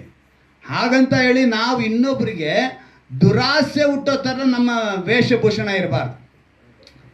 10 ಬೆರಳಿಗೆ ಹಾಕ್ಕೊಂಡಿದ್ದೆ, ಒಬ್ಬ ನೋಡ್ತಾನೆ, ನಮಗಿಂತ ಭಾಗ್ಯ ಇಲ್ವಲ್ಲ, ಇದನ್ನು ಮಾಡಲೇಬೇಕು ಅಂತೇಳಿ ಕದಿಯೋಕ್ಕೋ ಅಥವಾ ಒಂದು ತಪ್ಪು ದಾರಿ ಹಿಡಿಯೋಕ್ಕೋ ನಾವು ಮಾರ್ಗವಾಗಬಾರ್ದು. ಆ ರೀತಿಯೂ ಇರಬಾರ್ದು, ಈ ಕಡೆನೂ ಇರಬಾರ್ದು. ಒಂದು ಹೆಂಗಿರಬೇಕು ಅಂತ ಹೇಳಿದ್ರೆ ದೇವರ ಮಕ್ಕಳು ಅಂತ ಎನಿಸ್ಕೊಳ್ಳೋ ಹಾಗೆ ನಾವು ಪರಲೋಕ ಭೂಷಣರಾಗಿ ಪವಿತ್ರರಾಗೇ ಇರಬೇಕು. ಅದನ್ನೇ ದೇವರು ಬಯಸೋದು. ಅಂದರೆ ಮಹಿಮಾಸನ. ಯೇಸು ಒಂದು ದಿವಸನ ಹೇಳ್ತಾರೆ, ಒಂದು ಮಾತನ್ನು ಹೇಳ್ತಾರೆ, ಹೇಗೆ ಆ ಮಹಿಮಾಸನವನ್ನು, ಆ ನಿತ್ಯ ಜೀವನ ಕೊಡಬೇಕು ಅಂತೇಳಿ ಯೋಹಾನ ಬರೋ ಸುವಾರ್ತೆ 6ನೇ ಅಧ್ಯಾಯದಲ್ಲಿ ಒಂದು ಮಾತು ಬರೆಯಲ್ಪಟ್ಟಿದೆ ನೋಡಿ. ಯೋಹಾನ ಬರೋ ಸುವಾರ್ತೆ 6ನೇ ಅಧ್ಯಾಯ 39ನೇ ವಾಕ್ಯವನ್ನು ಓದ್ತೀನಿ ಕೇಳಿ. ದೇವರು ಹೇಳ್ತಾರೆ, ಯೇಸು ಹೇಳುವಂಥ ಮಾತಿದು, ನನ್ನನ್ನು ಕಳಿಸಿದಾತನ ಚಿತ್ತವು ಏನೆಂದರೆ ಆತನು ನನಗೆ ಕೊಟ್ಟವರಲ್ಲಿ ಒಬ್ಬನನ್ನೂ ನಾನು ಕೆಡಗೊಡಿಸದೆ. ಏನಂತ ಹೇಳ್ತಾರೆ? ಒಬ್ಬರನ್ನು ಕೂಡ ನಾನು ಏನು ಮಾಡೋಂಗಿಲ್ಲ, ಗೊಡಿಸದೆ, ಅವ್ರು ಹೇಳುವಂಥ ಮಾತುಗಳನ್ನ ಸ್ಪಷ್ಟವಾಗಿ ನೀವು ಗಮನ ಇಟ್ಟು ಕೇಳ್ಕೋಬೇಕು. ಕೆಡಗೊಡಿಸದೆ ಅವನನ್ನು ಕಡೇ ದಿನದಲ್ಲಿ ಎಬ್ಬಿಸಬೇಕೆಂಬುದು. ಏನಂತ ಹೇಳ್ತಾರೆ? ಕಡೇ ದಿನದಲ್ಲಿ ಎಬ್ಬಿಸಬೇಕಂತ. ಇಷ್ಟೊತ್ತು ನಾನು ನಿಮ್ಗೆ ಅರ್ಥ ಹೇಳಿದೆ. ಎಷ್ಟು ಜನಕ್ಕೆ ನಿಮ್ಮ ತಲೆಯಲ್ಲಿ ಇಟ್ಕೊಂಡಿದ್ದೀರೋ ಗೊತ್ತಿಲ್ಲ. ದೀನನು ಯಾರು, ದರಿದ್ರನು ಯಾರು ಅಂತೇಳಿ. ಅವನ್ನೆಲ್ಲ ಅವ್ರೇನು ಹೇಳ್ತೀನಿ ಅಂತ ಹೇಳಿದ್ರು, ದೀನನನ್ನು ಧೂಳಿಯಿಂದ ಎತ್ತಿ ದರಿದ್ರನ್ನು ತಿಪ್ಪೆಯಿಂದ ಎಬ್ಬಿಸಿ. ಈಗ ಅದನ್ನೇ ಇಲ್ಲಿ ಯೇಸು ಕ್ರಿಸ್ತನ್ ಹೇಳ್ತಾ ಇರೋದು. ಏನಂತ ಹೇಳ್ತಿದ್ದಾರೆ? ಕಡೇ ದಿವಸದಲ್ಲಿ ಯಾರು ಕೆಟ್ಟೋಗ್ಬಾರ್ದು, ಅವ್ರಿಗೆ ಎಲ್ಲರೂ ಏನಕ್ಕೆ ಬಂದ್ಬಿಡ್ಬೇಕು? ನಿತ್ಯ ಜೀವಕ್ಕೆ ಬಂದ್ಬೇಕು, ನಿತ್ಯ ಜೀವಕ್ಕೆ ಬರಬೇಕು ಅಂತ ಹೇಳಿ ಅವ್ರು ಹೇಳುವಂಥ ಮಾತು, ಕಡೇ ದಿನದಲ್ಲಿ ಎಬ್ಬಿಸಬೇಕೆಂಬುದೇ, ಮಗನನ್ನು ನೋಡಿ ಆತ ನಂಬುವ ಪ್ರತಿಯೊಬ್ಬನಿಗೆ ನಿತ್ಯ ಜೀವವಿರ ಸಿಕ್ಕಬೇಕೆಂಬುದೇ ನನ್ನ ತಂದೆಯ ಚಿತ್ತವಾಗಿದೆ. ನಾನು ಕಡೇ ದಿನದಲ್ಲಿ ಅವನನ್ನು ಎಬ್ಬಿಸುವೆನು. ಕಡೇ ದಿವಸದಲ್ಲಿ ಅಂದರೆ ನ್ಯಾಯ ತೀರ್ಪಿನ ದಿನದಲ್ಲಿ ನಾವು ಯಾರು ಏನಾಗಿರಬಾರ್ದು? ಕೆಟ್ಟು ಹೋಗಿರಬಾರ್ದು. ನಾವೆಲ್ಲರೂ ಎಲ್ಲಿರಬೇಕು? ನಿತ್ಯ ಜೀವದಲ್ಲಿ ಸೇರಬೇಕು. ಮಹಿಮಾಸನ ಅದೇ. ಆ ಮಹಿಮಾಸನ ಆತನೊಂದಿಗೆ, ಆ ಪ್ರಭುಗಳೊಂದಿಗೆ ನಾವು ಕುಳ್ಳರಿಸುವಂತೆ ದೇವರು ಮಾಡ್ತಾರೆ. ಅವಾಗ ವಾಗ್ದಾನವನ್ನು ಹಿಡಿದು ನೀವು ಈ ವರ್ಷ ಪೂರ್ತಿಯಾಗಿ. ಎರಡನೇದಾಗಿ, ಪ್ರತಿ ವರ್ಷ ಆರಂಭದಲ್ಲಿ ನಾವೇನು ಮಾಡ್ತೀವಿ ಗೊತ್ತಾ? ಒಂದು ಹೊಸ ನೆನಪು ಬರುತ್ತೆ. ಈ ವರ್ಷ ನಾನು ಇದನ್ನು ಮಾಡಬೇಕು. ಒಂದು ಆಲೋಚನೆ ಬರುತ್ತೆ, ಇದನ್ನು ನಾನು ನೆರವೇರಿಸ್ಕೊಳ್ಬೇಕು. ಇನ್ನೊಂದು ಬರುತ್ತೆ ಉದ್ದೇಶಗಳು. ಈ ವರ್ಷ ಹೊಸದಾಗಿ ಮನೆ ಏನಾರು ಕಟ್ಟಬೇಕು, ಇಲ್ಲ ಗಾಡಿ ಏನಾರು ತಗೋಬೇಕು. ಇನ್ನೂ ಒಂದು ಬರುತ್ತೆ ಯೋಚನೆ, ನಾವೇನಾದ್ರು ಮಾಡಿ ಈ ಸಲ ನಮ್ಮ ಸಾಲಗಳನ್ನೆಲ್ಲ ತೀರಿಸ್ಬೇಕು, ನಾವು ಎಲ್ಲದರಲ್ಲೂ ನಾವು ಕ್ಲಿಯರ್ ಆಗಿರಬೇಕು. ಇವೆಲ್ಲ ನೆನಪುಗಳು, ಆಲೋಚನೆಗಳು ನಮ್ಮಲ್ಲಿ ಬರ್ತಾ ಇರುತ್ತೆ. ಈ ವಾಗ್ದಾನ ನಾವು ಕೇಳುವಾಗಲೇ ನಾವೇನು ಮಾಡ್ತೀವಿ? ಅನೇಕ ವಿಷಯಗಳು, ಅನೇಕವಿದ್ದರೂ ಕೂಡ ಇಂದು ನಾವೆಲ್ಲ ತಿಳಿಯಬೇಕಾದ ಮುಖ್ಯವಾದ ಒಂದು ವಿಷಯ ನಾನು ಹೇಳ್ತೀನಿ, ತಿಳ್ಕೊಳ್ಳಿ. ದೇವರ ನೆನಪು ಬೇರೆ, ದೇವರ ಆಲೋಚನೆ ಬೇರೆ. ಅವರು ಅದಕ್ಕೆ ಹೇಳಿದ್ದು ಏನಂತ ಹೇಳ್ತಾರೆ ನೋಡಿ, ಅವರು ನನ್ನ ಬಾಯಿಂದ ಹೊರಟ ಮಾತು ನನ್ನ ಇಷ್ಟಾರ್ಥವನ್ನು ನೆರವೇರಿಸಿ ನಾನು ಉದ್ದೇಶಿಸಿದ್ದನ್ನು ಕೈಗೊಳಿಸದ ಹೊರತು ನನ್ನ ಕಡೆಗೆ ವ್ಯರ್ಥವಾಗಿ ಹಿಂತಿರುಗುವುದಿಲ್ಲ. ಹೇಳ್ಬಿಟ್ರ? ಏನೇ ನಡೆದರೂ ಕೂಡ ಗಮನದಲ್ಲಿಟ್ಕೊಳ್ಳಿ, ನಿಮ್ಮ ತಲೆ ಕೂದಲು ಬಿಡಬೇಕಂದ್ರೂ ಕೂಡ ದೇವರ ಎಣಿಕೆಯಲ್ಲಿದೆ. ಅದು ಒಂದು ಕಷ್ಟ ಬಂತು, ಅದಕ್ಕೆ ಅವ್ರು ಹೇಳ್ತಾರೆ ನೆಕ್ಸ್ಟ್ ಅದಕ್ಕೆ ಆ ಪಾಯಿಂಟ್ ಬಂದಿರೋದು ಶೋಧನೆ ಅನ್ನೋದು. ಏನೇ ನಡೆದರೂ ಕೂಡ ಅದೆಲ್ಲವೂ ಕೂಡ ದೇವರ ಅನುಮತಿ. ಅದಕ್ಕೆ ಅವ್ರು ಹೇಳ್ತಾರೆ ನನ್ನ ಬಾಯಿಂದ ಹೊರಟ ಮಾತು ಅದು ವ್ಯರ್ಥವಾಗಿ ಬರಲ್ಲ. ಅಂದರೆ ವಾಗ್ದಾನ ಮಾಡಿದ ಆತನ ಯಾರಾಗಿದ್ದಾನೆ? ಏನಂತ ನಂಬಿಗಸ್ತನು ಹೇಳ್ತಿದ್ದಾನೆ? ದೀನನನ್ನ, ದರಿದ್ರನನ್ನ ತಿಪ್ಪೆಯಿಂದ ಮೆತ್ತಿ ಎಲ್ಲಿ ಕುಂಡಿಸ್ತಾನಂತೆ? ಪ್ರಭುಗಳೊಂದಿಗೆ ಕುಳ್ಳಿರಿಸಿ ಮಹಿಮಾಸನವನ್ನ ಬಾಧ್ಯತೆಯಾಗಿ ವಾಗ್ದಾನ ಮಾಡಿದಾರ. ಇದ್ರ ಮೇಲೆ ನಿಮಗೇನು ಬರಬೇಕು? ನಂಬಿಕೆ ಬರಬೇಕು. ಆ ನಂಬಿಕೆಗೆ ಬರೋದಕ್ಕೇನೆ ದೀನನ ಯಾರು, ಧೂಳನ, ನಿಮಗೆ ದರಿದ್ರನ ಯಾರು ಅಂತ ನೀವು ವಿವರಿಸಿ ಹೇಳಿದ್ದೀನಿ. ನೀವು ಅಂಥ ಸ್ಥಿತಿಯಲ್ಲಿ ಇದ್ದರೆ, ನೀವು ಒಪ್ಪಿಸಿಕೊಡುವಾಗ, ದೇವರ ಬಳಿ ನಿಮ್ಮನ್ನು ಸಮರ್ಪಿಸಿಕೊಳ್ಳುವಾಗ, ನಿಮ್ಮನ್ನು ಮೇಲಕ್ಕೆ ಎತ್ತಿ ಅವ್ರು ಹೇಳ್ತಾರೆ ವ್ಯರ್ಥವಾಗಿ ಯಾವುದು ಬರಲ್ಲ ನನ್ನ ಹತ್ರ, ಅವ್ರ ಆಶೀರ್ವದಿಸೇ ಆಶೀರ್ವದಿಸ್ತಾರೆ. ಆ ರೀತಿಯಾಗಿ ನೀವು ಯೆಶಾಯ 55ನೇ ಅಧ್ಯಾಯ ತೆಗೆದುಕೊಳ್ಳಿ, ಅದರಲ್ಲಿ ಕೆಲವು ವಿಷಯಗಳನ್ನ ತಿಳಿಸಿ ನಾವು ಮುಂದೋಗೋಣ. ಯೆಶಾಯನ ಪ್ರವಾದಿಯ ಗ್ರಂಥ 55ನೇ ಅಧ್ಯಾಯ. ಆತನ ಮಾತು ಯಾವಾಗಲೂ ನೆರವೇರುತ್ತೆ. ನಮ್ಮಲ್ಲಿ ಇದಕ್ಕೆ ಒಪ್ಪಿಸಿಕೊಡಬೇಕು, ಅಳವಡಿಸಿಕೊಳ್ಬೇಕು. ದೇವರು ಎಂದಾದರೂ ನಮಗೆ ಕೇಡು ಬಯಸಿದ್ದುಂಟಾ? ಅವ್ರು ಯಾವತ್ತೂ ಕೇಡು ಬಯಸಿದವ್ರೆ ಅಲ್ಲ. ಎಲ್ಲ ಒಳ್ಳೆಯದೇ, ಅವ್ರು ಒಳ್ಳೆಯದನ್ನೇ ಮಾತ್ರ. ಒಳ್ಳೆಯದು ನೆರವೇರಲು ಒಳ್ಳೆ ಬೀಜ ಬಿತ್ತಬೇಕು. ಏನು ಮಾಡಬೇಕು ನಾವು? ಈಗ ಅವ್ರೇನು ಹೇಳಂತ ಹೇಳಿದ್ರು, ನನ್ನ ಬಾಯಿಂದ ಹೊರಟ ಮಾತು ನನ್ನ ಇಷ್ಟಾರ್ಥವನ್ನು ನೆರವೇರಿಸಿ ನಾನು ಉದ್ದೇಶವನ್ನು ಕೈಗೂಡಿಸಿದ ಹೊರತು ನನ್ನ ಕಡೆಗೆ ವ್ಯರ್ಥವಾಗಿ ಹಿಂತಿರುಗುವುದಿಲ್ಲ ಅಂತ ಹೇಳಿದಾಗ ಈ ವಾಕ್ಯದಲ್ಲಿ ಗಮನಿಸಬೇಕಾಗಿದೆ. 8ನೇ ವಾಕ್ಯ ಓದ್ತೀನಿ ಕೇಳಿ. ಯೆಹೋವನು ಹೀಗನ್ನುತ್ತಾನೆ, ನನ್ನ ಆಲೋಚನೆಗಳು ನಿಮ್ಮ ಆಲೋಚನೆಗಳಲ್ಲ, ನಿಮ್ಮ ಮಾರ್ಗಗಳು ನನ್ನ ಮಾರ್ಗಗಳಲ್ಲ. ಭೂಮಿಯ ಮೇಲೆ ಆಕಾಶ ಎಷ್ಟು ಉನ್ನತವೋ ನಿಮ್ಮ ಮಾರ್ಗಗಳಿಂದ ನನ್ನ ಮಾರ್ಗಗಳು, ನಿಮ್ಮ ಆಲೋಚನೆಗಳಿಂದ ನನ್ನ ಆಲೋಚನೆಗಳು ಅಷ್ಟು ಉನ್ನತವಾಗಿದೆ. ಅಷ್ಟು ಉನ್ನತವಾಗಿದೆ ದೇವರ ಆಲೋಚನೆ. ಆ ಆಲೋಚನೆಗೆ ನಮ್ಮನ್ನು ಒಪ್ಪಿಸಿಕೊಟ್ಟು ಇನ್ನೊಂದು ಹೇಳ್ತಾರೆ, ಮಳೆಯು ಹಿಮ್ಮವು ಆಕಾಶದಿಂದ ಬಿದ್ದು ಭೂಮಿಯನ್ನು ತೊಯಿಸಿ ಹಸಿರುಗೊಳಿಸಿ ಫಲಿಸುವಂತೆ ಮಾಡಿ ಬಿತ್ತುವವನಿಗೆ ಬೀಜವನ್ನು ಉಣ್ಣುವವನಿಗೆ ಆಹಾರವನ್ನು ಒದಗಿಸದ ಹೊರತು ಹೇಗೆ ಆಕಾಶಕ್ಕೆ ಸುಮ್ಮನೆ ಹಿಂತಿರುಗುವುದಿಲ್ಲವೋ ಹಾಗೆಯೇ ನನ್ನ ಮಾತು. ಹಿಮ ಬಿತ್ತು, ಮಳೆ ಬಿತ್ತು, ಪ್ರಯೋಜನವಾಯ್ತಾ ಆಗಿಲ್ವ ಅನ್ನೋದು ನಮಗೆ ಗೊತ್ತಿದೆ.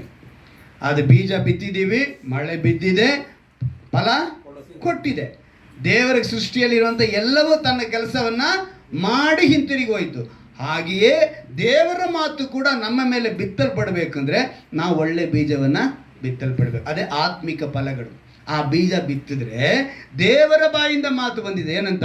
ನಿನ್ನನ್ನು ಮೇಲೆ ಕೆತ್ತುತ್ತೀನಿ, ದರಿದ್ರತನದಿಂದ ಪ್ರಭುಗಳೊಂದಿಗೆ ಕುಳ್ಳರಿಸಿದ ಮಾತು ಬಂದ್ಬಿಟ್ಟಿದೆ. ನಿಮ್ಮನ್ನು ತಗೊಂಡಾಗ ಅಲ್ಲಿ ನಿಲ್ಲಿಸ್ತಾರೆ. ಬಿತ್ತುವವನು, ನಾವು ಸೇವೆ ಮಾಡೋಕನಾಗಿರ್ಬೋದು, ಸೇವೆ ಮಾಡೋ, ನನಗೆ ಸುಮಾರು ಸಲ ಇಂಥ ಮಾತುಗಳು ನನಗೆ ಬಂದಿದೆ ನನ್ನ ಬದುಕಿನಲ್ಲಿ. ಆತ್ಮ ಆದಾಯಗಳ ಕುರಿತು ನನಗೆ ಬಂದಾಗಲ್ಲ ನನಗೆ ತುಂಬ ಕೆಲವು ಸಮಯ ನಾನು ಸೋತು ಹೋಗ್ತಾನಾಗಿರ್ತೀನಿ.